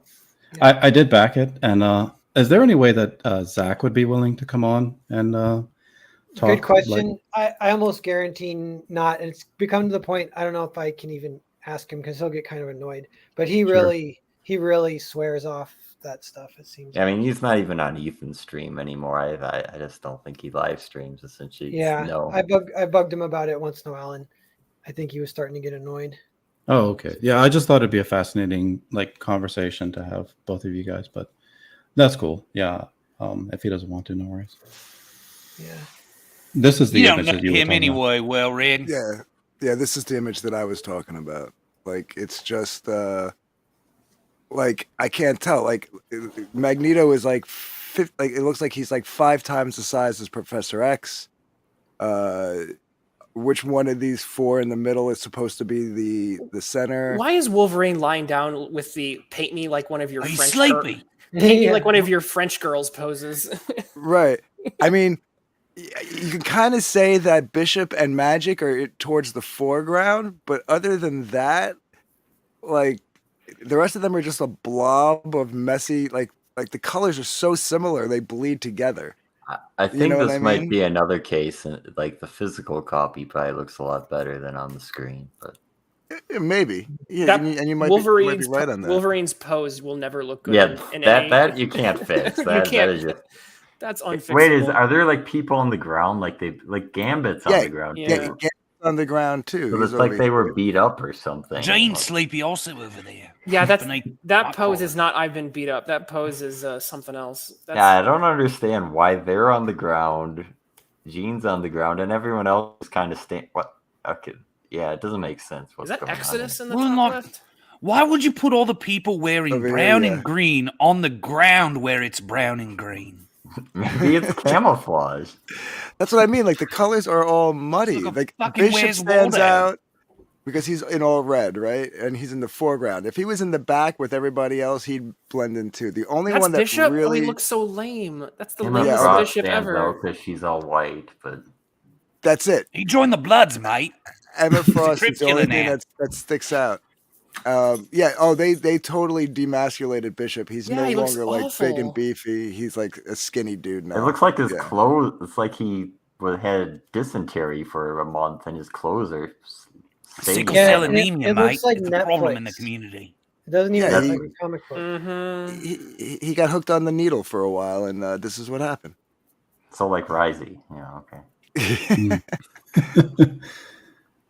But yeah, so I mean, like, so that's 2 drawings right there. So now, again, are those his 2 worst drawings ever? I don't know. I'm just saying, if I see 7 more drawings just like this, I'm gonna have to say that maybe he should shut his mouth. That's all I'm saying. Well, also to be fair though, like his art is in high demand. Usually his covers sell really well, and people do like his style. It's like people like over-rendered drawings almost or something. Oh, Yeah. and there was another tweet of him like doing a screen cap from Dale Keown from like a couple of years ago, saying thank you to him, and he was like bragging about it. This was after this whole debacle. Yeah. So it's like, Social media was a mistake. yeah, I guess I should be fair and also show that he says, for clarification, I love Dale's work, have since high school. He just missed the mark on that piece, in my opinion. He also had to draw some really terrible designed characters for a person that I think desperately needs some psychological help. See, again, like he can't. Okay, just- all right. So back to my earlier point. So that justifies my perspective a little bit, Dark Gift. That he's not entirely throwing shade at Dale because he backtracked it. He's just This trying to isn't- throw shade at Cyberfrog. Come on. Well, yeah, he's right, been- right. And, yeah. and then he, Break. no, yeah. Then he took the shade that he backtracked on and threw it all at Ethan. My I see bad that. opinion on the art all had to do with the person who created the characters and not the art at all. I was gonna say, this doesn't strike you as like a backhanded I compliment. agree. Ethan doesn't use he, him in his profile, so certainly he needs psychological help. Like- Well, the like Iron Man him the most is like, what if someone has to draw the stupidest character you could imagine, and they did the best job they could, but it's like, well, it's a stupid character. It doesn't look good. I also hate this thing. Like, okay, Dan Slott is a jerk and he's a turd. I don't think he needs I don't think he's crazy or mentally unstable. I think he's an arse. I think all these people on Twitter are mentally unstable, mate. I'm Well, just, Mark just Wade no, is there, probably unstable though. that one might, yeah, I'll go with you on that one. What I'm saying is that there's this tendency to be like, this person I disagree with politically, therefore he's insane. And again, it's this asinine take, and it's just, you can be just a jerk, and that could be the root of your problem, you know? All right. Oh my god, he So- fucking so- tweeted me. It's one of the best days of his life. He spent 5 seconds typing So- something on a keyboard. Now tell me if you don't think that was just like a little bit of a backhanded compliment, because then he has this tweet. I think it's from the same day. If you ever doubt my abilities, just remember I can give another artist one of the best days of their life without ever having met or spoken to them. You're welcome, Dale. And this is a tweet from Dale. I don't. It doesn't have the date, but it's got to be from before this happened. Honestly, at this point, I think you could read that tweet either way. I literally, I don't know how to read it. Is that even the Twitter font? You could read it in the passive aggressive snide way. You could read it as being genuine. I don't know. Yeah, but this is all. Come on, and this is all during this whole debacle with this. I honestly don't know. I don't know anymore. Why doesn't it have Dale Keown's handle in it either? Well, I think we have 5 minutes of Narwhal. Does he want to offer his closing thoughts God, I on want to this? psycho. I think just to top off this topic, we are making Mark Brooks' argument for him. He closed off this entire discussion by saying, "I'm asked what I thought of a piece of artwork, gives honest critique, but still compliments the work because I'm a fan of the artist. A bunch of people that call everyone snow fakes." And he shows a GIF here of a woman's hair erupting in fire. So yes, we are having conniption fits because we are a bunch of all busybody, perturbed housewives, and we can't stand it when people say negative things on Twitter. Yeah. Let's just clarify. When someone takes 15 fucking seconds to tweet at this cunt a thank you, in his fucking deluded mind, Mark Brooks believes he's given that person one of the greatest days of their life. He's given them the equivalent of a fucking blowjob with a fucking milk of a prostate. At the same fucking time he did that, because he went, But wait a minute, Thanks. Liam. Isn't that true oh my when you? God, look what I did for Dale Keown. But isn't that true fucking Mark. whenever you tweet at anyone, Liam Gravy? But if you fucking dare to say, you know what, Mark, I think your opinion on that sucks. Oh, you're having a fucking meltdown. Everything is to the utmost extreme with these fucking maniacs. Do you really either have, do you absolutely masturbating to the tweets, retweets of you, or you're trying to fucking utterly destroy them because you didn't want to buy their shitty $4.99 comic. Speaking of hyperbole, king of hyperbole. So sorry, Narwhal. I guess in the last few minutes while we have you. Sorry, Narwhal. Well, one thing too about this, it reminds me of that meme. What happened to him a little bit is that where the girl takes a shovel of shit and throws it over a wall, and then 1,000 people throw a pile of shit back or whatever. It's just like a weird phenomenon of how the numbers work. So everyone's just kind of responding. I don't think it's not like a mob attacked him, but then when you see it all from a bird's eye view, it does look like 1,000 people, ganging up, but really it's just like 1,000 people were like, It was 1,000 people invalidating his opinion. yeah, disagreeing with them or whatever. Yeah. Well, it was 1,000 people spending 5 seconds of their time to say this is a stupid opinion. and I then will they say went about it's their life. it's a very common pattern for this to happen, where someone basically voices an opinion and they get some flack for it, and they go, so I totally voiced an opinion and it was totally whatever, and then people just totally overreacted. Oh my gosh, GIF. It's a narrative you can see every day, and sometimes people court it.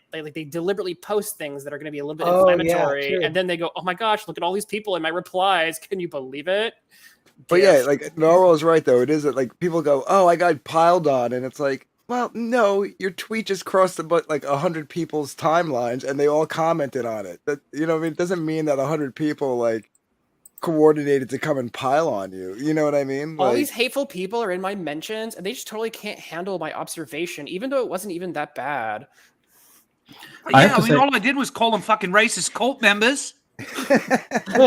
God, what are they freaking out about? They are. It makes me think that his opinion is a little disingenuous, to be quite honest. Maybe he didn't even think it was rendered within an inch of its life. Fucking jealous because he can't draw that good. maybe he just wanted to take a cheap jab, and it kind of backfired on him, and he just thought he was. That's how I took it too. Yeah. That rant just got you a sub. Rock on. Thank you. Whose rant? We've all been ranting for like an hour. Phil Baggins. Well, one of you got me a sub. So I'm pretty Okay, sure right. it was Liam Gravy. Okay. That's Yeah. fair. It probably was him.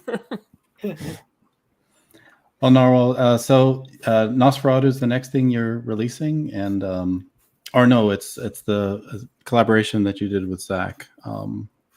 Sorry, can you Yeah, remind me of yeah. that? Is this used like will be fulfilling in the next couple of weeks, and Nosferatu will fulfill in late May or in early June, that kind of zone, and then later in the summer I'm doing a collection of short stories. So that's the next campaign that's going to go out.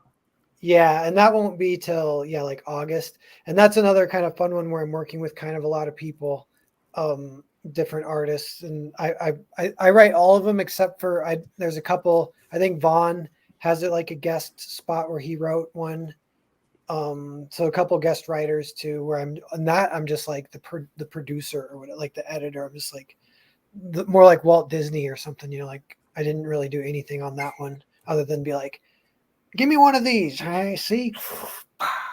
Can you Mhm. give us any idea of what the stories are going to be, or is that still in the works? Yeah, that one it's going to be. I think it's kind of a lot of content. So I think it's going to be 100 color pages in one book and 100 black and white pages called the B-sides in another book, and they'll both be some good stuff in them. So some Earthbound spin-off shorts, Naked Samurai stuff compiled, and maybe a new Naked Samurai story too. And then there's one that I'm kind of looking forward to see what people think. It's like it's basically it's like political, but it's a modernization of the Mask of Red Death, where that's like the Edgar Allan Poe story where the elites during a plague they all retreat and have a big party away from the peasants or whatever, and then they have a masked ball, and like my short story, it starts with an old man being like, Poe got it wrong. You see, he's telling a kid by the campfire. He's like, Poe got it wrong. You see, it's not the elites that wear the masks. It's the peasants that wear the masks. And so it's like, it's all about COVID. So it's like, Okay. Yeah. could be dated, could be cringy, but I'm going for it with that one. Cool. Nice. Mhm. Yeah. Well, I'm thinking how Nosferatu looks, bro. Yeah, thank you. Yeah, good luck. Yeah, I definitely backed Nosferatu, and we'll definitely be reviewing the book you did with Zach. I backed that. I'm not sure if Moon Gravy did. I just told you I did. Oh, you did. Sorry, I didn't catch it. Yeah, so yeah, we'll be looking forward to discussing more of your work in the near future. So, Yeah, a lot. thanks for having me. Yeah, and I'll come on anytime. I enjoy hanging out. Awesome. Yeah, we love having you here. So, thank you very much for being around. Okay. I might get out of here then, so I'll see you All right. guys all later. Good Yeah. night. Good one, Noah. Good Have a night. good one. Thanks. All right. Okay, now so- take Dark Gift. Dark Gift to your goodbyes. Just kidding. I mean, we could wrap up. There's 15 more minutes until 3 hours. If you guys want, I've got a couple of other quick topics we could discuss. Oh, you're just gonna get me worked up even more. I'm pretty sure this is the I last. want to make episode- one final fucking point about Mark Brooks, all right? Just remember this. He fucking makes this tweet where he shares this screenshot of a fucking tweet from Dale Keown saying, oh, look, I made Dale Keown's fucking day. Here's the real fucking truth. Dale Keown ain't even fucking on Twitter, right? That cocksucker Mark Brooks, he's been carrying around that fucking screenshot because the truth is, it made his fucking high school dreams because he fucking used to beat his pud reading Pitt. And then Dale Keown said, oh, thank you, and fucking gave him a little pee-pee touch. And he's probably been holding on to it for fucking years. And now he wants to fucking turn it around and pretend he's the big shot. Who the fuck here has ever heard of Mark Brooks? Yeah, Anybody? I kind of feel like that tweet was a bit of projection. Like I think Dale thanking him made his day. He tweets his nipples to it still to this day. I think that was was that a Facebook post? Like I think had, it was. yeah. Yeah, that's Dale Yeah. Keown's Yeah. Facebook profile. It was pic. probably 2009 he wrote that. Oh, yeah, and he's just fucking held it because he's just like, oh, my God, my fucking mentor, my hero, the fucking one guy I always fucking worshipped. It'd be like And fucking now- Rob Liefeld jerking off Crypto Comics. And now he's with CG. Yeah, fucking, and Yeah, I'm not that's gotta CG. burn him. Yeah, if I he can't like really afford to be CG. It's too idolized dangerous. Dale Keown and Dale Keown's drawing Ethan Van Sciver's character. What character has Mark Brooks created that Dale Keown could even draw? I never heard about Mark Brooks until he tried clout chasing on Dale Keown, and he's been drawn for fucking years. Apparently, he and Ethan have been beefing for a couple of months or something. I don't know. Apparently, he's part of what the CG creators call the mainstream whisper network, where there's backroom DMs that try to cancel The people real persona non Whisper gratis. network, not the Dark Gift one. Yeah, exactly. Oh, I just found it on I found it on Comic Vine. Mark Brooks is the creator of that amazing character known as the Spiteful Cunt. Yeah, Dark Gift, you're not going to get nearly as much flack for being in the Whisper Network anymore. Just do you feel sad about this? I dismantled all the Whisper networks. I had to. There was no reason anymore. Gotcha. So, Okay. yeah.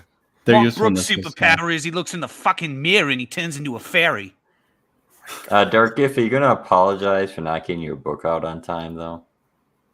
I have been apologizing. Yeah, but have you apologized that it He's been too indirectly busy blowing caused Preston Fulton's Testifi's ex-wife. death? You think it indirectly caused Testifi's death? How do you figure? Because Crow is good for you. Yeah, he didn't eat crow. Yeah, I was just Yeah, going to say that. Yeah, he Oh, didn't eat Crow because Crow of would have you. saved his life. No. Maybe that was my plan all along. I don't know. That's this is getting dark. You denied a man his crow. All right, I got to bounce. It's getting late. Well, I was going to share one tweet that's for you, Twitless. Gosh. So this is to your academia versus amateur argument. Elon Musk says, I hate when people confuse education with intelligence. You can have a bachelor's degree and still be an idiot.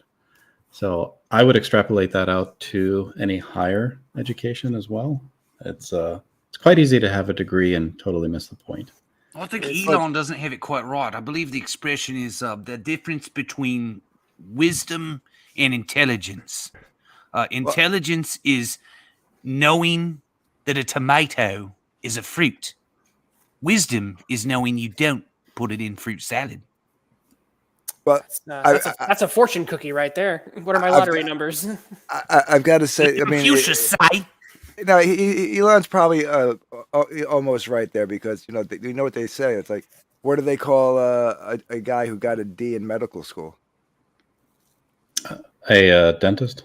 A doctor. Doctor. No, D. Sorry. I'm pretty sure you have to make a C in your classes to get through medical school. Get the fuck out of here, Twitless, you fucking brainiac. It was a pun, Twitless. Let's just go with it. Sorry. You know what the It's point late. was. It's late. The point is, you could be a total fuck up and still get a PhD. You can still be like a doctor in a doctor's office, and you don't know who you get when you go to these doctors. Like, I'd love to see what their GPA was. You know what I mean? Like, can I see your GPA before I let you start prodding around my body? I wanted to know that you graduated at least in the top 20 of your class, not the bottom 40. You know. Well, my argument on Twitless's behalf, since he's getting tired, is academia does force you to have to think about a lot of topics that you normally wouldn't. So there is training in that regard. Whether or not you learn how to think critically, though, I think is not always emphasized. There's a lot of conditioning to just understand other people's points, and that might make you also predisposed to just want to agree with what other people are saying because maybe they've thought about it more than you have, and you're not willing or ready to necessarily argue or contradict them on every point. So there does tend to become a bit of a echo chamber effect. And it's only exacerbated when you start going into the when you want to get a career in academia, and the people who currently have all the power in PhDs, the tenure track professors, the people who publish books, they have all the power, connections, and networking, and you have to get in their good graces for you to get your next job. So it creates these weird dynamics where it's like, oh, here's this academic. He publishes, half dozen times a year. He's a rock star in the field. I have to get on his good side. He's publishing a book. I need to give it a good review so that maybe I can ingratiate myself to him. And that happens in comics as well. Like, so it's just weird to see it happening in both places. What Twitless is saying is never trust his and Dark Gift's opinion on comic books. There we go. There you go. Lesson learned. We're all on the same page. Cool. But here, yeah, we're far from academics. We just say what we think, and hope that it helps to serve a greater good. Like we could also say what we think about Iron Cat, something that I'm sure Mark Brook loves because it's coming from Marvel. Fucking love Iron Cat. I mean, I think I know the premise of where this happened, because Black Cat stole something from Iron Man to save the world from ending during the Venom saga. I guess that's probably where this came from. I don't know. It looks silly, but I like Black Cat, so I'm going to give it a little bit of more slack than some people would. I just think the mask looks a little weird. Like, I think that maybe she should have, maybe not gone with a full Iron Man mask, My girlfriend loves it when I fucking do like a neck hair role play when we're in the bedroom, right? I put on little fucking ears and a tail. Play the red fox. The orange fox. It's time for me to go to bed. He's gonna get a fucking toss off to that fucking thought of me with the ears on. Yeah, Well, thank you, Twitless. It was great having you on, and we appreciated your opinions. Well, actually, tonight you were host, so I shouldn't be thanking you for a review. I should be thanking you for thank you your for questions. Thank you for reviewing the book. That's right. Thank me. Yeah, there thank you me go. for my Thank service. Thank you, Well Read, for reading the book and letting me ask questions like an idiot. Reading the book? What? Oh, okay. I'm sorry. Thank you for looking at the pictures and having Moonshine read the whole book. There you go. I like pictures. Okay. They're pretty. No, it was good having you, Liam, sir. Well, it was all right, I guess, mate. You're not a creator. You're not really particularly talented or interesting to listen to. I am literally a creator. You're at least a friendly enough person. I mean, like a real creator, like me and Doc. I have more pages. I literally have more creations than you. So come at me, bro. That's not true, mate. You have no idea what I've done, what I'm doing. You're gonna fucking be on the JDA shit list, Twitless. You better watch your back. All right. Never question my fucking dedication to Boy Island and Wonder Balloon. That is fair. I did I've got never. 37 fucking Wonder Balloon stories already written. I write a new one on the toilet every fucking day. I've never created a transformer before, so that you do have. I'm doing one with fucking Dark Gift's friends. We're doing a transformer. Wait a minute. Why aren't there 99 Wonder Balloons? Well, that's the thing. Don't fucking spoil it, mate. I'm doing 99 issues for a reason. All right, everybody read Omega Girl. I gotta go to bed. It's good to be talking to you all. I'll catch you guys later. Later, brother. Cool. Jack Have a Stafford good night. might put it in link in the chat. He did it a couple times, but appreciate you all. I'll talk to you later. Have a good night, Twitless. Thank you.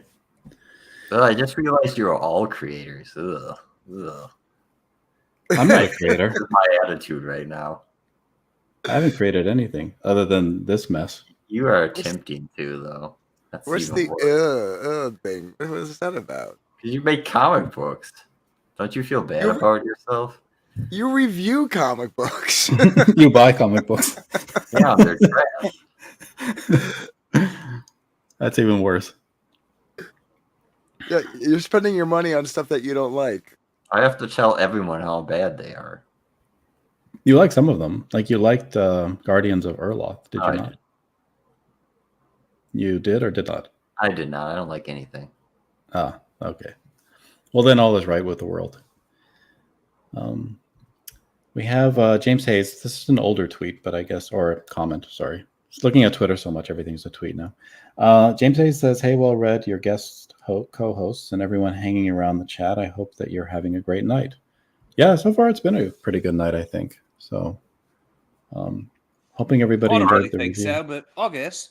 The Marks Brook conversation killed the chat, though. No one cared.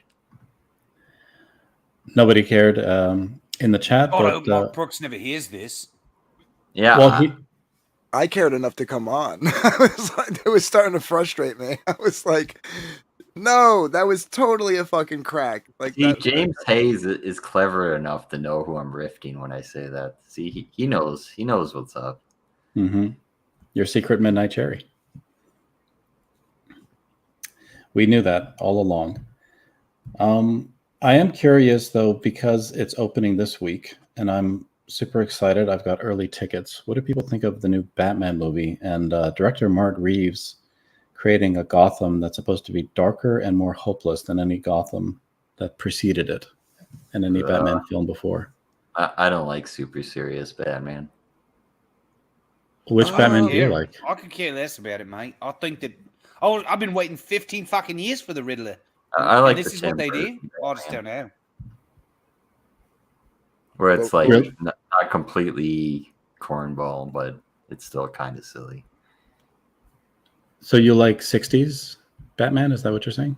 I mean, I don't like it that extreme, but I would use some of that.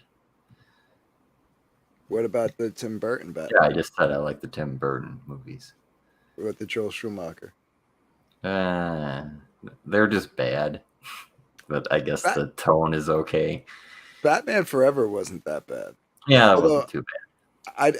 I thought the way they went with I feel like they made Tommy Lee Jones just be the Joker just with Two-Faced makeup on. You know what I mean? I think that was like, but otherwise I feel like the Riddler was done all right. You know, for the time and for the movie. Yeah. I mean, even Arnold Schwarzenegger in the previous one, it was ridiculous, but it was still funny. Yeah, that was more like I can't believe this is happening, but I'm gonna sit here and watch it anyway. Kind of. I just like, don't know why you'd want something more hopeless than the Nolan films. That's I don't know about that. Yeah. Well, the one thing about Batman Forever that like ruined it for me was some of the dialogue, like the opening scene where it's like I'll get drive through, or like It was essentially what you talking about, Wilhelm, constantly. Yes.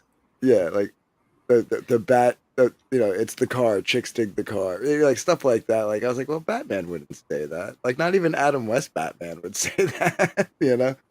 But I thought it was kind of like funny that no one ever mentions George Clooney is the only Batman other than Adam West that never changed his voice when he was Batman. Adam West did change it a little bit though, didn't he? No. That was like part of the gimmick, was like he talked the same exact way and like no one ever knew. I don't know. For some reason, I remember his delivery being theatrical. And like it wasn't dark and it wasn't grizzled or anything like that, but he tried to do like a jovial, mysterious kind of thing. Yeah, he did the same thing with his Bruce Wayne. I have the whole series. I have the box set of the whole series. Did he? I thought his Bruce Wayne was a bit drier, not as theatrical. But maybe that's just my recollection. Not sure. Yeah, I think maybe that's what like Schumacher was going for. Because didn't Schumacher say he wanted to bring it back to like the 60s TV show? Like that's what he was going for. He was going for that. Yeah. So I think that's why, like with if you notice with Kilmer, he talked in a whisper, but it wasn't quite as like whispery as like Keaton's. And then by the time you get to Clooney, it's like he's just talking the same exact way, whether he's Bruce Wayne or Batman. It doesn't matter. So in summary, none of you care about this movie. No, I'm just surprised he wants it to be more hopeless than ever before. Okay. No, I'm intrigued by it. I am intrigued by it. Some of the scenes in the trailer, like caught my eye. Like when he's like pummeling that one dude, he's just like beating the shit out of him. I was like, that looks pretty badass. But then there's like that other scene where like he's like getting shot at point blank range by like two like Uzis, and like nothing happens to him. I'm like, well, that wouldn't happen. Bad armor.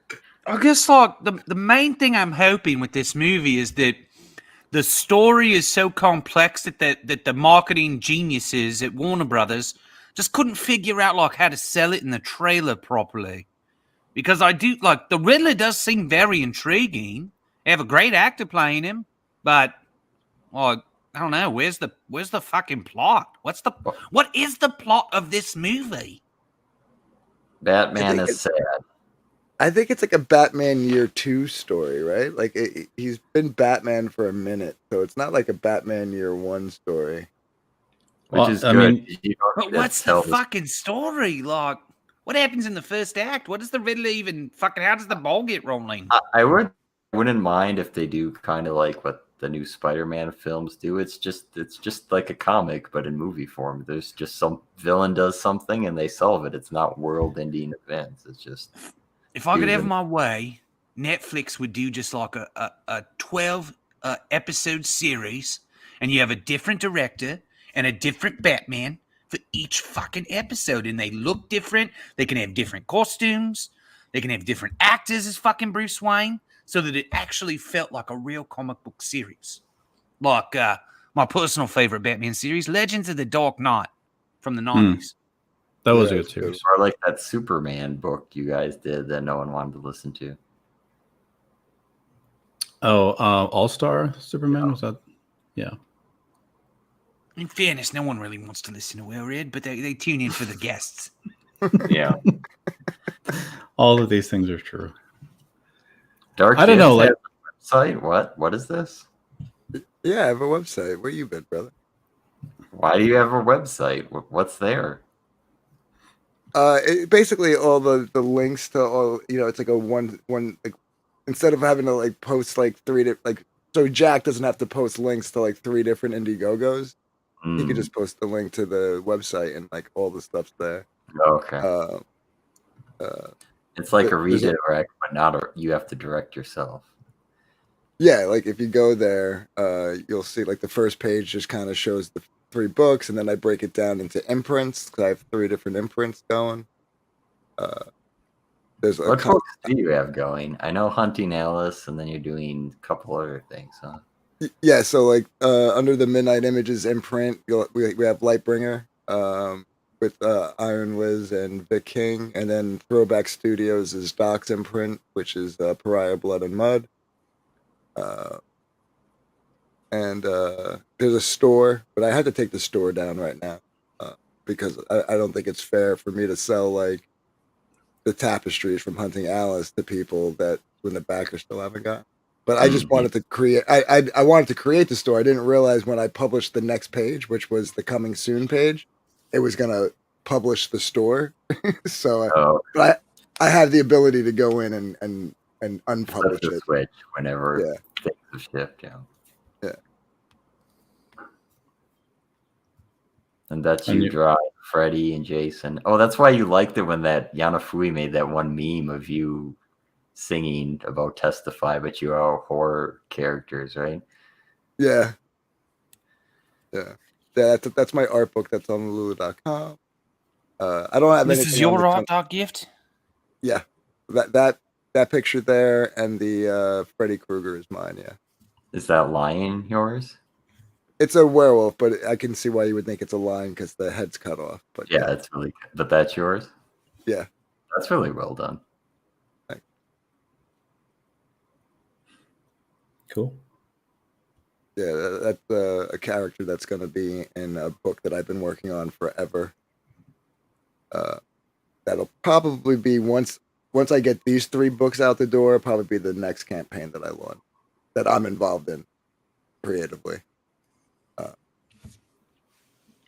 How close is Hunting Alice to fulfillment at this point? I'm hoping by the end, as long as I'm hoping to have it at the printers by the end of March.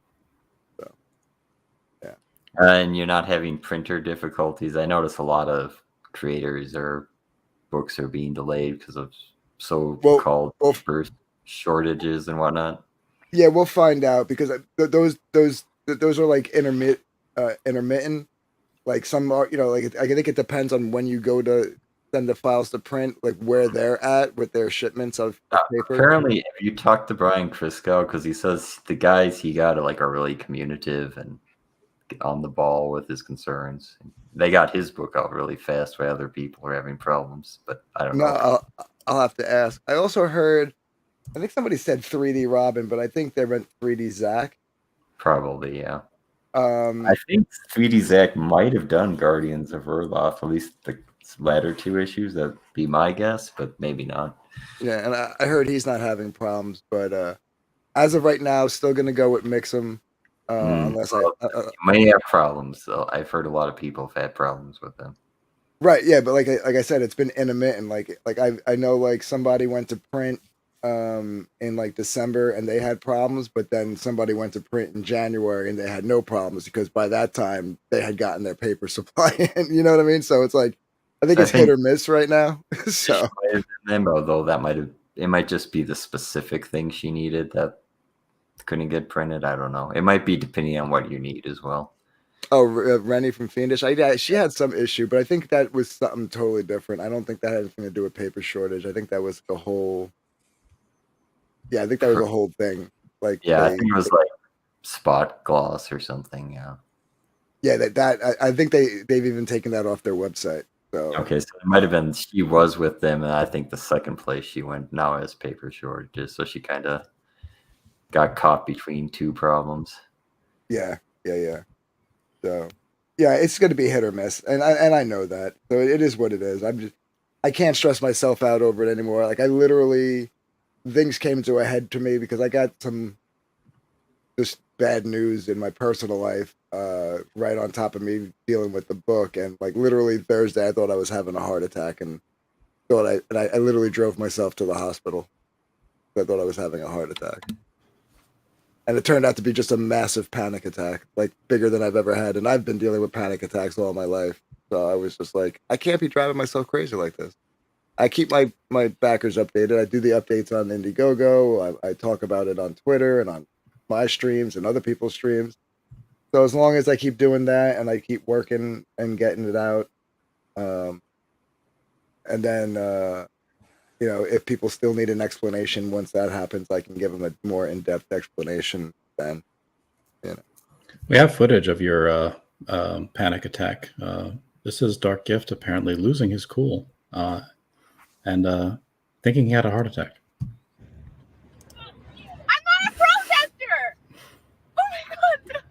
What are you doing? Move! I'm trying to go to Walmart. Are you taking it? Yeah, I'm taking a video. Can you move? Wait, he's saying back up. Back up. I can't. Wait. So what you're gonna do is she's a wasted. She's what? Listen to me, not her. She's an old dumb cunt. Yeah. Go slowly. Run her the fuck over. She's useless. No. Oh my god. Yeah, I'm taking a video. If you want, I will drive your car, and I will just, I'll drive your car. No, I don't want to. No. Run her over. That's the solution, huh? I would have told her the same thing, to be honest. I would just well, if you go slow enough, it wouldn't even hurt her. She'd just be pushed out of the way. But yeah. But yeah. So I learned a lot of mistakes on this one. That's why it's funny. I think Lightbringer and Hunting Owls are probably fulfilling at the same time. Lightbringer's on track to being on time. And Lightbringer literally is like a retelling of what's his name's crazy comic, right? I wouldn't say it's a retelling. It has similar elements that start the story off, but then it goes off into its own different. Okay. Direction. I forgot his name. What was his name? He was on Channel Awesome, right? Linkara, yeah. Atop the fourth wall or whatever it was. Something like that, yeah. I didn't know much about them until she contacted me. I had no clue who Lightbringer was, Linkara was, who she was, who Channel Awesome was. She's a she now? I thought it was a he. Liz? Linkara. No, Linkara is a he. Okay, Liz is trans. Liz, what? Yeah, now it's his girlfriend or whatever, right? And it's funny, I didn't even know that they were exes until after I took on the project. Why do you always do these exes, Dark Gift? What is that with you? That's what I say. When I found out we already signed the contract and we got the ball rolling, I found out that they had dated, and I was like, "Is that my thing? Am I the ex-girlfriend publisher? Is that what's going on? What do you think about that, Liam? Oh, sorry, I just drifted off. I think you all are very fucking boring. Oh, that's a great observation, Liam. Thank you. Yeah, but yeah, I'm hoping Doc isn't some internet personality's ex. Well, I mean, everyone's probably somebody's ex. Right. I'm just talking about internet personalities. Like I'm fairly safe with Doc. I think Doc's going to break the trend. So that's why I want my book to be next, because I'm just going to break that ex-spouse, ex-girlfriend trend after this. James Hayes explains what Lightbringer is. Read it, well read. Lankara's Lightbringer was one of the most ridiculed comics ever produced by a comic book critic. It particularly got heavy criticism on early Comicsgate shows like Tug, YF, and EVS. Yeah, I mean, Zach, at the time, Zach ripped it was apart too, it was already old by that point, I think. Yeah, it was 2010, I believe, when it was originally published. I'm pretty sure Medicare covered it at some point. What? Oh yeah, yeah. Biden's away. Liz actually got on some. Guys, a fucking little shit worker. Are there puppies loose again? Don't you ever fucking call my beautiful black son a fucking dog again, you cunt! I'll come to fucking America. I'll fucking find you. What if I'm in the sky, though?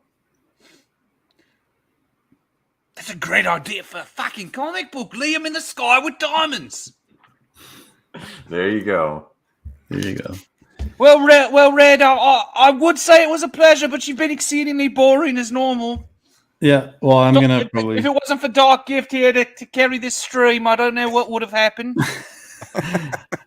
I'm probably going to wrap it up here. So hopefully we'll have another review coming up pretty soon. I'd like to get to Charlie's London sometime this week. Does it have more beautiful black people in it, like my son?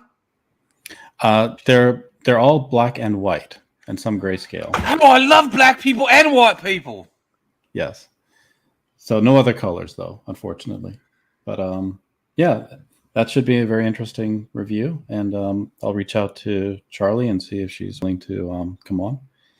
All right, before I go to the fucking 9 people watching, pick up Crypto Comics Gaslight Gang, Curse of the Grey Gargoyle, free for exactly 57 more minutes on Amazon.com. Links in the chat. 57 minutes. 57 minutes, free book. And with that, Dark Gift, would you like to say anything before we wrap up? No, we were just basically covering everything. Lightbringer, Pariah, check out the new website, stuff like that. Yeah. All right. Do you have anything planned for the rest of the week, stream-wise? Got open mic night tomorrow night. Brought back the Toke Time Chat and Chill on Wednesday afternoons, so I'll probably do that again this week. I got a lot of people reaching out to me to promote, so I might do a shill stream. But no neutral grounds planned. Well read and smug pug.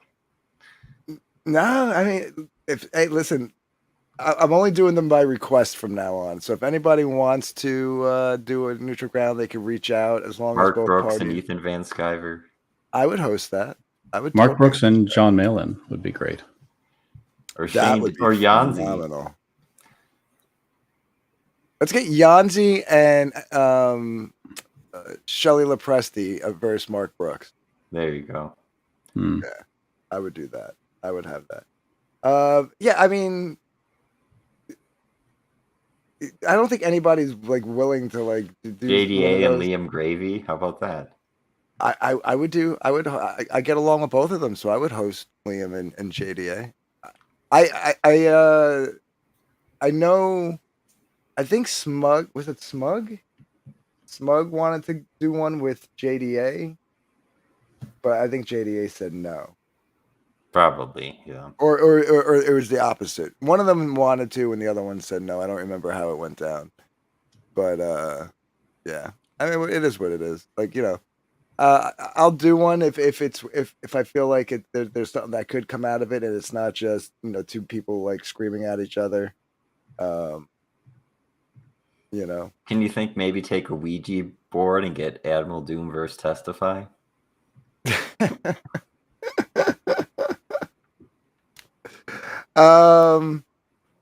We could try that. We could do a seance version. Maybe we'll save that for Halloween. We'll do like a Halloween neutral ground There special. you go. All right, guys. You guys have a good one. Thanks for letting me come on and derail your stream. Anytime. It's great having you, Dark Gift. I'll talk to you guys later. All right. See you. Take care. Bye. Moon Gravy, do you have anything going on? Nope. Well, good. So with that, I think I'll say good night, and thank you all very much for being here, and we'll see you all very soon.